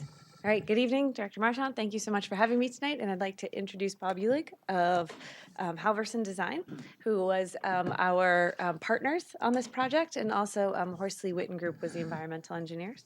We have a brief presentation, knowing that this was going to be a longer evening already. So if you have more questions, we're happy to entertain them as well. So we started this project knowing that we had a pretty short time frame to turn around a downtown riverfront master plan. We wanted it to be incredibly visual in nature and an iterative process, and we wanted to find a different way to engage people, not just our traditional person-to-person meetings and going to community groups, which we did a lot of, but we also wanted to have an online ability for people to be able to comment and to communicate back and forth with and engage with. This was incredibly important to us for people who are not able to come to meetings and who we don't catch at other groups. And so here's our timeline and how we plan to make this work. And so we only had 13 weeks of public comment, and we did a pretty amazing job, I think, of getting a lot of people to come out in that short time frame. So the backbone of our data collection and how we did a lot of public input was through a partnership with Co-Urbanize, who's out of Boston, and they created this website, which is still live. It's still available. You can't add new comments to it anymore. The comment period is closed. And we started this in part working with this area of the city. Just for a quick reference, it goes from Mine Falls Park on the Nashua River, from Mine Falls Park down around the Milliard Technology Park, through the Broad Street Parkway to the Main Street Bridge, and then all the way down past BAE to the Canal Street Street Bridge. And that's the main focus area. You can see it somewhat light on this map. And we wanted to start really basic.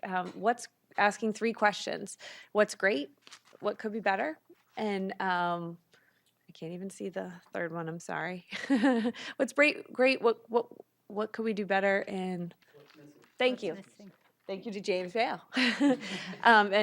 Just to back up, partners in this internally to the city were economic development and waterways, DPW. And so we had a great internal team working on this as well. So we started by asking questions, and people could build off of these. You could put a pin on the map. You had your comment. Other people could comment on top of it, and we got some good threads going there. So there is a ton of data here, and it also became a way for us to add information when we held public meetings and put up the same exact boards in public with this little stickies people could put on. All of that information was kind of uploaded into the website. So in a pretty short amount of time, we were able to, the site itself got over 2,100 visits, over 35,000 reads on different e-newsletters that we were able to piggyback off of and get out to. And then we have some videos, one of which we're going to show tonight in partnership with Halverson. They used a drone very early on in this project to fly the river so we could get a perspective of what downtown looks like from the river that we're kind of missing a lot of right now, and how we could really capitalize on the riverfront as an economic engine for downtown and to make sure we're preserving the best parts of it as well. So I will turn it over to Bob now. Madam Chairman and committee members, thank you for taking the time. We very much enjoyed this process with the city and with the community, and I congratulate the city on engaging the co-urbanized component, because that was something we discussed early on, and that helped drive both in meetings and online, drive kind of priorities and content, so that we as a group were right on board with where the public was coming from. So we broke the site down as it was fairly long, it was like 1.2 miles. So we broke the site down into quadrants, so four different components from Mine Falls Park to Bridge Street. And so this is one example from Broad Street Parkway to Main Street. That's kind of you can capture that in your mind as to what goes on in between those two areas. And so this is an existing conditions image of the site. With the Greeley House on the north side, Park de la Renaissance down on the bottom right-hand side, and Broad Street to the left. And so we use that as kind of an understanding of what's there now, and then took the people's inputs to come up with kind of a graphic of a proposed plan. And so this is an example of the proposed plan for one of the quadrants. On the upper side, the north side of the river, it shows this idea of continuity that was an element that came out from everyone. They want the ability to walk continuously along the riverfront versus only having little segments that you can walk along. So continuity along the riverfront, you'll see in this one, again on the north side, the idea that people like the idea of accessing the water, not just accessing the water, look at it, but they get down and touch and feel it. So there was a notion here of kind of creating a floatable platform seasonally that people could get out in sun or sit on it, dip their toes in the water. Boats could navigate downriver to downtown, and that could actually be a place where people could get off their boat and walk to downtown potentially. On the south side, a vision for the future of Park de la Renaissance that relocated the parking from right on the waterfront to up more on maximizing it on Water Street, looking at creating a larger open space that could be used for performances and day-to-day overlooks over the river there, as well as the purple components show opportunities for redevelopment that would provide waterfront sites and what is kind of currently surface parking while re-engaging parking into the new building. So you see opportunities for redevelopment there along Park de la Renaissance, as well as over kind of north and east of Main Street, adjacent to the library site. So that's just an example of one of the four quadrants and the examples of improvements that could occur along the stretch of the river. Next. And then, kind of 6 big ideas coming out of the plan, where one was connectivity, both connectivity of people to the river, connectivity of the river to its adjacencies, so that people could, from the various ends and neighborhoods could get to the river and could use it as an amenity. And just like some of the other discussions you're having, become an enhancement for downtown. Number 2 was sustainable and environmental stewardship. There's a lot of invasives along the river's edge. There's a lot of issues of visibility along the river's edge because of the amount of invasive trees and other things along that. So it would be looking at the ecology of the river, replanting in a lot of those areas along the river, and stabilizing the river's edge as well. Third was access to the river, both physical and visual access. Number 4 was recreation and open space. There's some limited recreation and open space there. The idea of creating more opportunities to build on the bigger destinations along the river. And then flood resiliency. We need to think about climate change, and in this instance, one of the things that was focused on was along Front Street, there's a electrical substation. From a visual perspective, we want to screen it, but we also need to think about it relative to its vulnerability to flooding.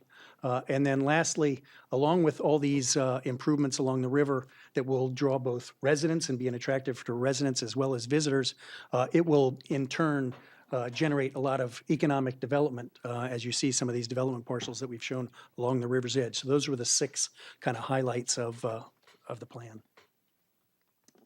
So I'm hoping this link works. I have another backup if necessary, but here is a very short video that is a pretty cool rendition. It shows from the plan you saw a minute ago of the Parc de Renaissance and how that was visualized. There was another step beyond that, and it was to really provide an image that we could move forward with. And so you'll see how the river looks today, and then with some of the proposed enhancements built into it. So is it going to work?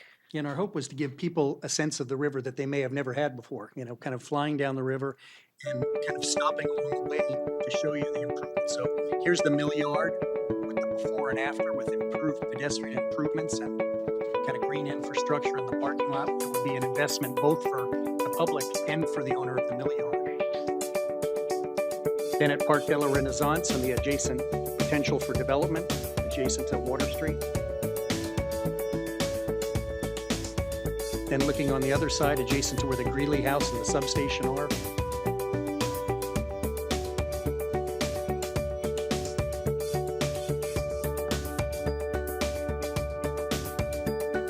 And then future enhancements along Main Street and along over to the river, to the library. Like I said, very quick. Make sure it doesn't play again. This mouse is awesome. There we go. Okay.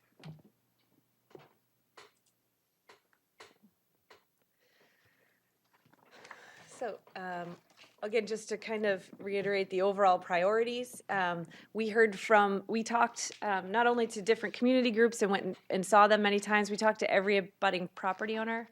We worked a lot with BAE, and everybody we talked to wanted a continuous river walk, and to be able to better connect Mine Falls Park with the downtown waterfront and the ability to kind of use that whole area to the best of its ability. So really clear connections, and visually as well as physical connections. We have some amazing boating and kayaking groups that were very active in this. The National River Watershed Association. We have the river is an amazing amenity that we really aren't utilizing that much. And so even through this process, working with Mr. Spelios, the owner of the Milliard Technology Park, we've already been able to enter into a license with him so that we can offer a new public boat launch. So the property owners are excited as well, and people are really looking forward to this kind of moving forward. And another huge one was to develop some wayfinding signage. So people who are using a trail down by BAE or by the senior center, know how far it is that they can just walk to Mine Falls Park from there, and they don't have to be on the roadways, and that there's good connections through. So how can we do that to make sure we're orienting and informing people of the opportunities that are right there? This final plan shows kind of the full extent of the area with a lot of the improvements in it. And from here, I think that's it. And we just wanted to be able to let you ask questions or comments. Okay, thank you. Alderman Dowd and then Alderman Lopez. So when you were getting comments, did people in their comments focus on doing one of the quadrants before the other as far as a priority? Or are you looking at doing things like the trail, the whole length first, and then, so I guess my question is, how would this be phased in? And I'm sure that everyone would like to have it done like tomorrow. But, you know, how do you phase this in?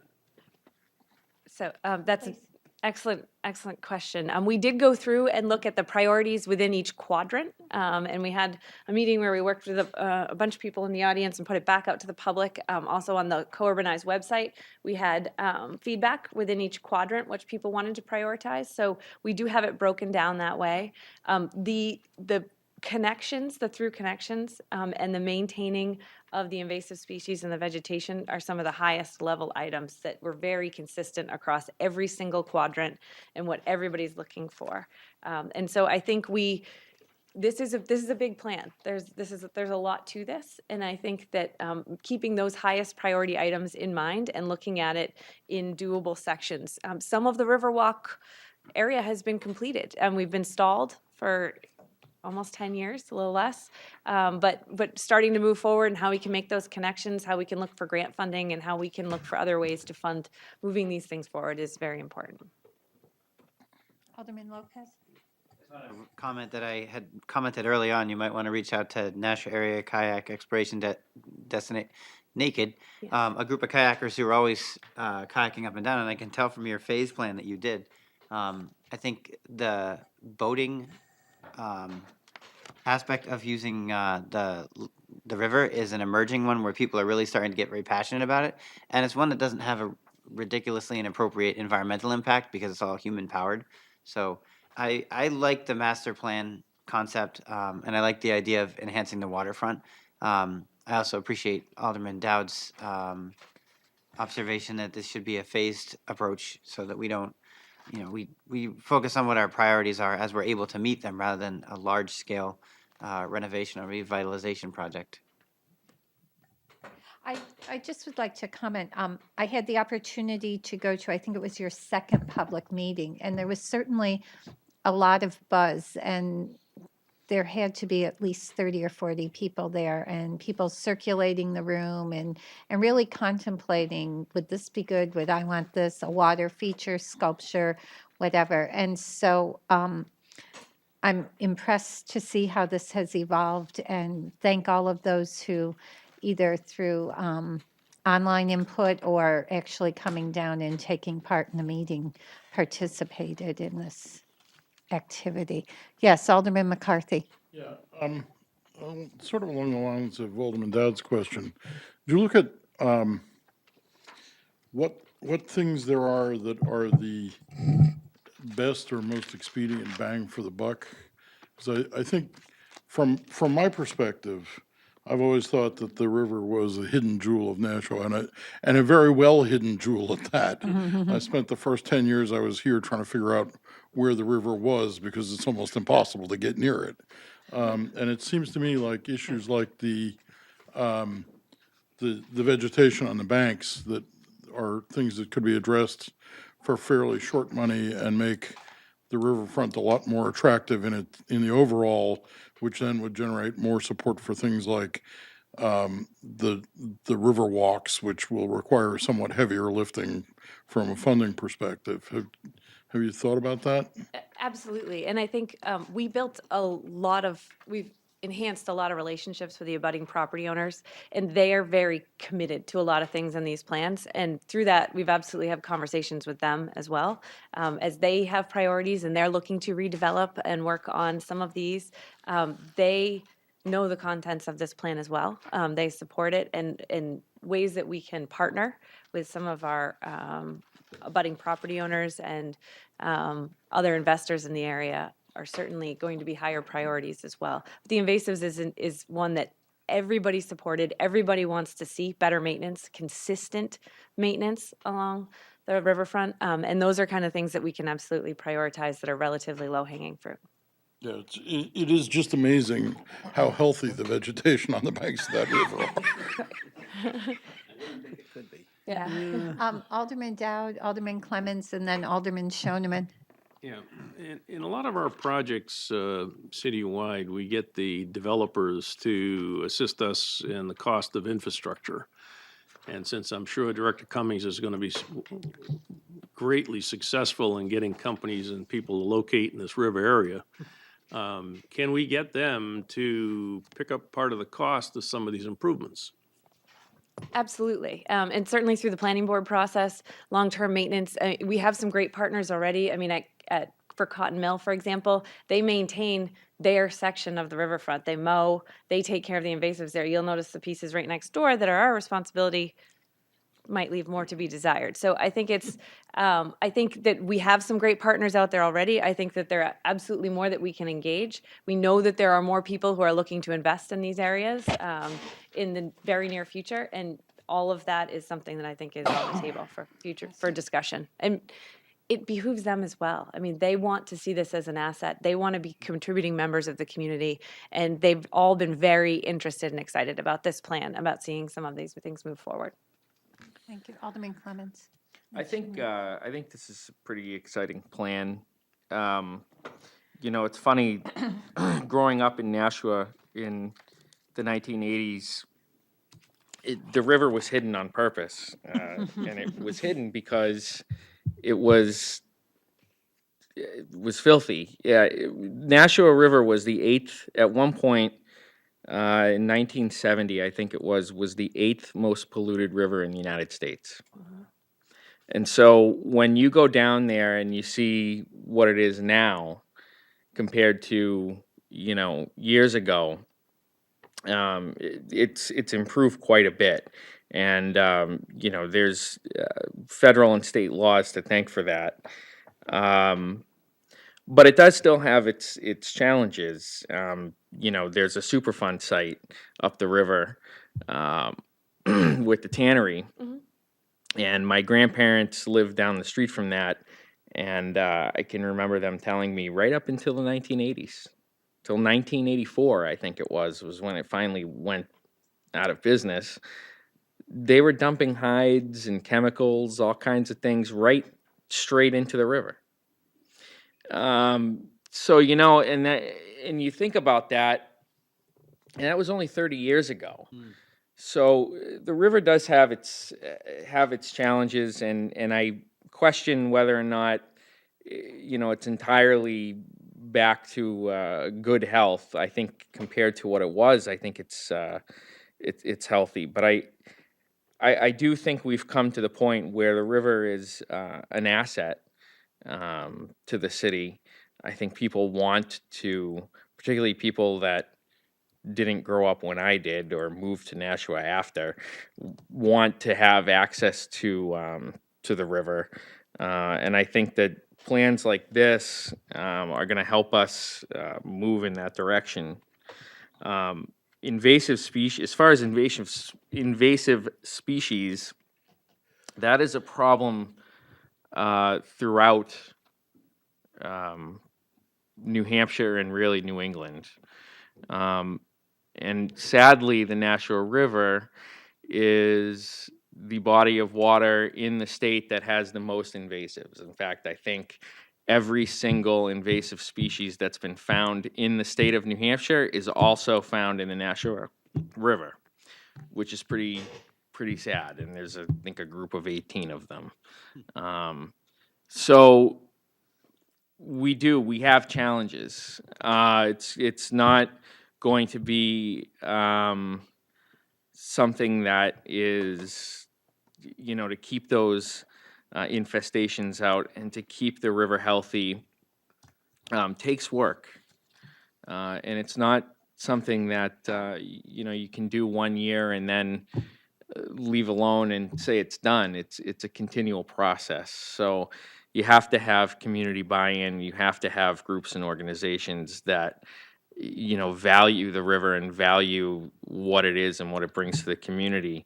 But if you get that buy-in, I think it's going to be successful.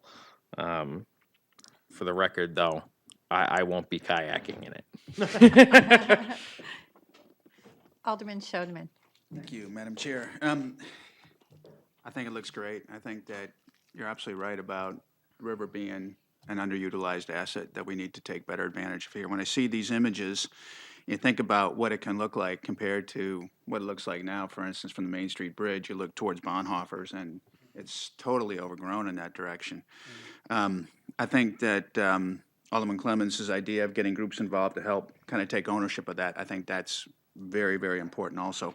And we're going to need, I think, support, financial support, from some of the new businesses that come in if they can take ownership of a section. But we're also going to need a lot of community support because people are going to have to be behind it. It can't be something that people say, oh, I don't want that, or there can't be any misinformation or whatever it is. It has to all be, people have to really be on board. And I think the idea of incrementally doing things that we can do that give us a lot of bang for the buck, like clean up the banks in various places, would do a lot to begin to get people to even notice it.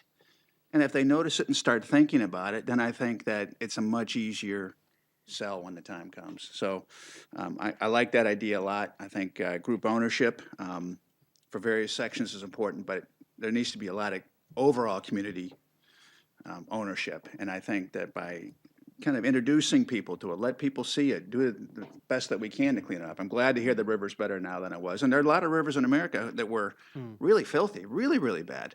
I mean, the Charles River in Boston, that was pretty bad, right? You had to get a shot if you fell in or whatnot. But now it's beautiful, and people are walking and sailing and doing all that kind of stuff. We don't have a space for sailing probably, but they're using it, and it's big for the city. And I think looking at these images, and you imagine what Nashua can be if this is opened up, I think it's great. We have to really work on getting the community, the whole community, because as good as these online things are, it's not everybody. There's a lot of people who won't know anything about it until they start seeing it and say, gee, what's going on with the river over here? May never have heard of it. So we have to get those folks too, and cleaning it up a little bit, I think will go a long way. Alderman Lopez, and then Director Marshall. Yeah, I remember growing up in Concord where the river caught on fire, which is pretty embarrassing. I also, I've never seen the water. But I wanted to ask Director Marchand if she could comment on the tannery issue, because I know the city has been working on that. Absolutely. I will say that the city is actively engaged in partnership with economic development and waterways again with the tannery, with DES, with the EPA, and we are actively moving forward to find a solution to that. I will say it is incredibly stable at the moment. There is no additional concern at the moment. There is nothing going into the river. There is nothing that we believe. It is very stable at the moment, and so that isn't an outstanding concern. Through this process, we heard a lot of stories about the river, and it's actually been a very educational process to be able to say to people that you can eat the fish out of this river now. For people who grew up in it, it's kind of hard maybe to believe some of that science, but it is amazing how much this whole watershed has been cleaned, and the efforts of how many have really shown in the quality of the water these days. And so it is very safe to kayak in. It is very safe to fish in, and I think it is an asset that we need to celebrate. And for there's thousands of people who we talked to and who turned out through all the different stakeholder meetings, through all the different groups. And I think being able to move forward with some of the small things in this plan is the low-hanging fruit to get started with, and say, not only did we hear you and it's reflected in the plan, but that we're moving forward with some things. And to make sure that we're spinning that positive message forward, I hope that that's a way that we can continue to engage a much larger portion of the community to move this project forward. Director Marchand, I have one question for you, and someone asked me this question, and I was like, I have no idea. there's a lot in here about invasive species, and we all have seen that up and down the banks. Are there any habitats in here that we need to be worried about preserving? Any wildlife that we're concerned about? Something we discovered we didn't know beforehand? So there are no endangered species in this area right here, and I will say that we did a pretty massive invasive species cl- Cleanup. application on the river this Right. spring and summer, and it was incredibly effective. And so the river, if you compared trying to kayak in the river last year to this year, it is a complete night and day difference. And it's really amazing, the difference. And we do plan to do a much lesser application next year to make sure we're keeping up with things and moving forward. And we targeted the main four invasive species that were in the river at that time, and it has made a world of difference. And so there are things in the water that we've been able to target effectively. A lot of the comments from the community about what we have not yet targeted effectively are along the banks of the river. There is no wildlife in here that is endangered that we saw at this point. It doesn't mean that something won't come up. But there are certainly areas, though, that we did hear from the community. The area actually right near Bonhoeffer's in that little cove there is an area of some wildlife, some ducks and some normal animals that kind of habitate in that area that people brought up and we're making sure we were being respectful of. There's also some areas down past BAE as well. Alderman McCarthy, Alderman Dowd, Alderman Clements. With regard to the invasives, particularly things like water chestnuts, where we've spent an awful lot of time and money trying to get rid of them. One of the problems is the ones from upstream just keep coming back down. Have we done any work with the upstream communities to try to get a more cogent approach to invasives? Yeah, so we sit on the board of the National River Watershed Association, and that group is all of our surrounding communities within the watershed. We've been working very well with them, and so interestingly enough, we actually did an excellent job 2 years ago of eradicating the water chestnut, but we didn't follow up immediately and so all the rest of the invasive species moved in because we did such a good job of getting rid of one of them. So I think we are a good lesson learned in that, and now we've taken it to the next step and we are actively managing the rest of it. And I think that the whole watershed learned from our experience in that because we absolutely shared it. And we do have partners in Hollis, Brookline upstream that we're actively working with on it, yes. Alderman Dowd and Alderman Clements. Some years ago, and I'm not sure how many, and I think it had to do when we were rebuilding the Mines Falls Dam. They lowered the river substantially, and there was a huge effort to clean out the river. And I'm sure if you search the archives of the Telegraph, you would see that up near Home Depot, they had piles and piles of things that they took out of the river. Bicycles, shopping carts, safes, you name it. And that went a long way to improving the river.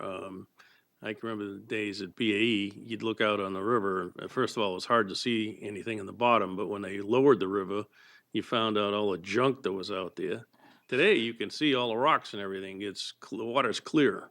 It's amazing over the years. And, and I think that like people at BAE like to go out and run at lunchtime. If you had the walkways that went some distance, they wouldn't be running up through the neighborhoods, which sometimes can be life-threatening just from the traffic, not the people who live there, Alderman Schoeneman.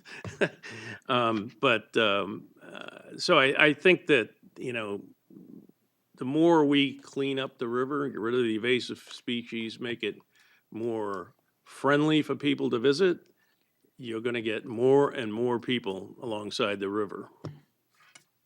Alderman Clements. Just wanted to note that the most beautiful and invasive species that's on the river is actually swans. And they're not native to New Hampshire, but we do have them. And I do like walking down in Mines Falls and seeing them. So Any other comments? Nice. All right, well, thank you. And once again, there will be copies of these available for aldermen who are not here this evening, so you will be able to get them. Yes, Alderman Shoneman. Question, what are our next steps? We're accepting a plan, or we'll be at the full board. What are the next steps?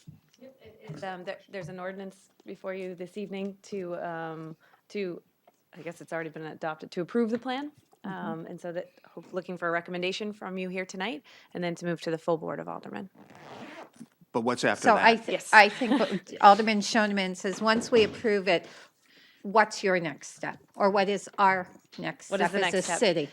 So the mayor has stated several times, we will be looking at a TIF district for this area to come forward to you with a proposal to provide a long-term dedicated funding source for maintenance and for some of these improvements that need to be implemented in phases over time, and developing a plan to do that. So those would be the next steps after the adoption of the plan. And may I just ask you, for those who may be listening or watching at a later time, would you explain what a TIF district is? Absolutely. It's a tax increment financing district, and basically that, when it's implemented, would freeze would take the value of all the properties at this time, and then any new improvements done, any new development along the river, that increased value of the taxable property, instead of going to the general fund tax rate, would divert that money into the TIF district fund, which could be used to pay for long-term maintenance along this area, dedicated maintenance that can't be repurposed for something else,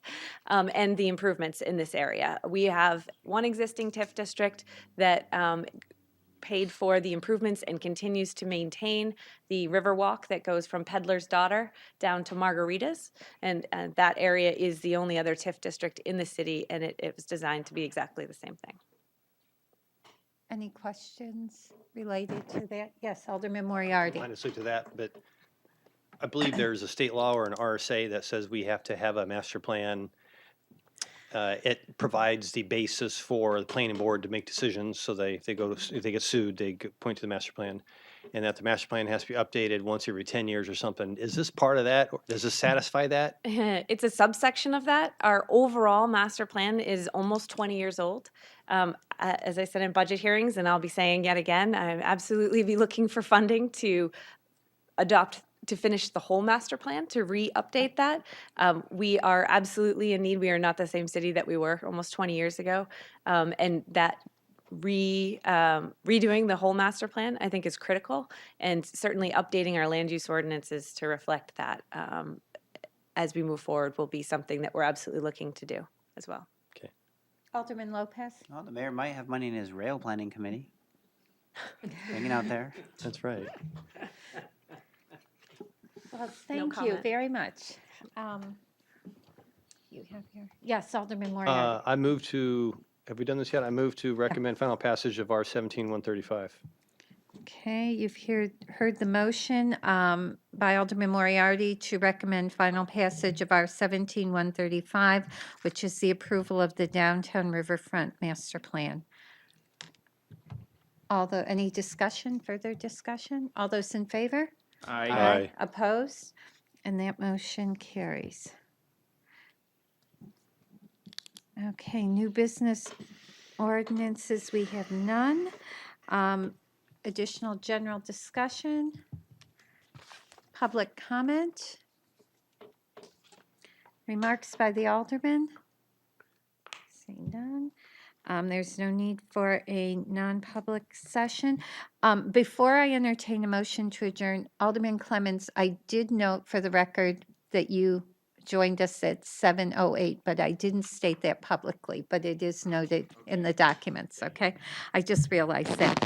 Could I have a motion, please? Alderman Lopez. Motion to adjourn. All those in favor? Aye. Aye, and we are adjourned at 9:16. Thank you.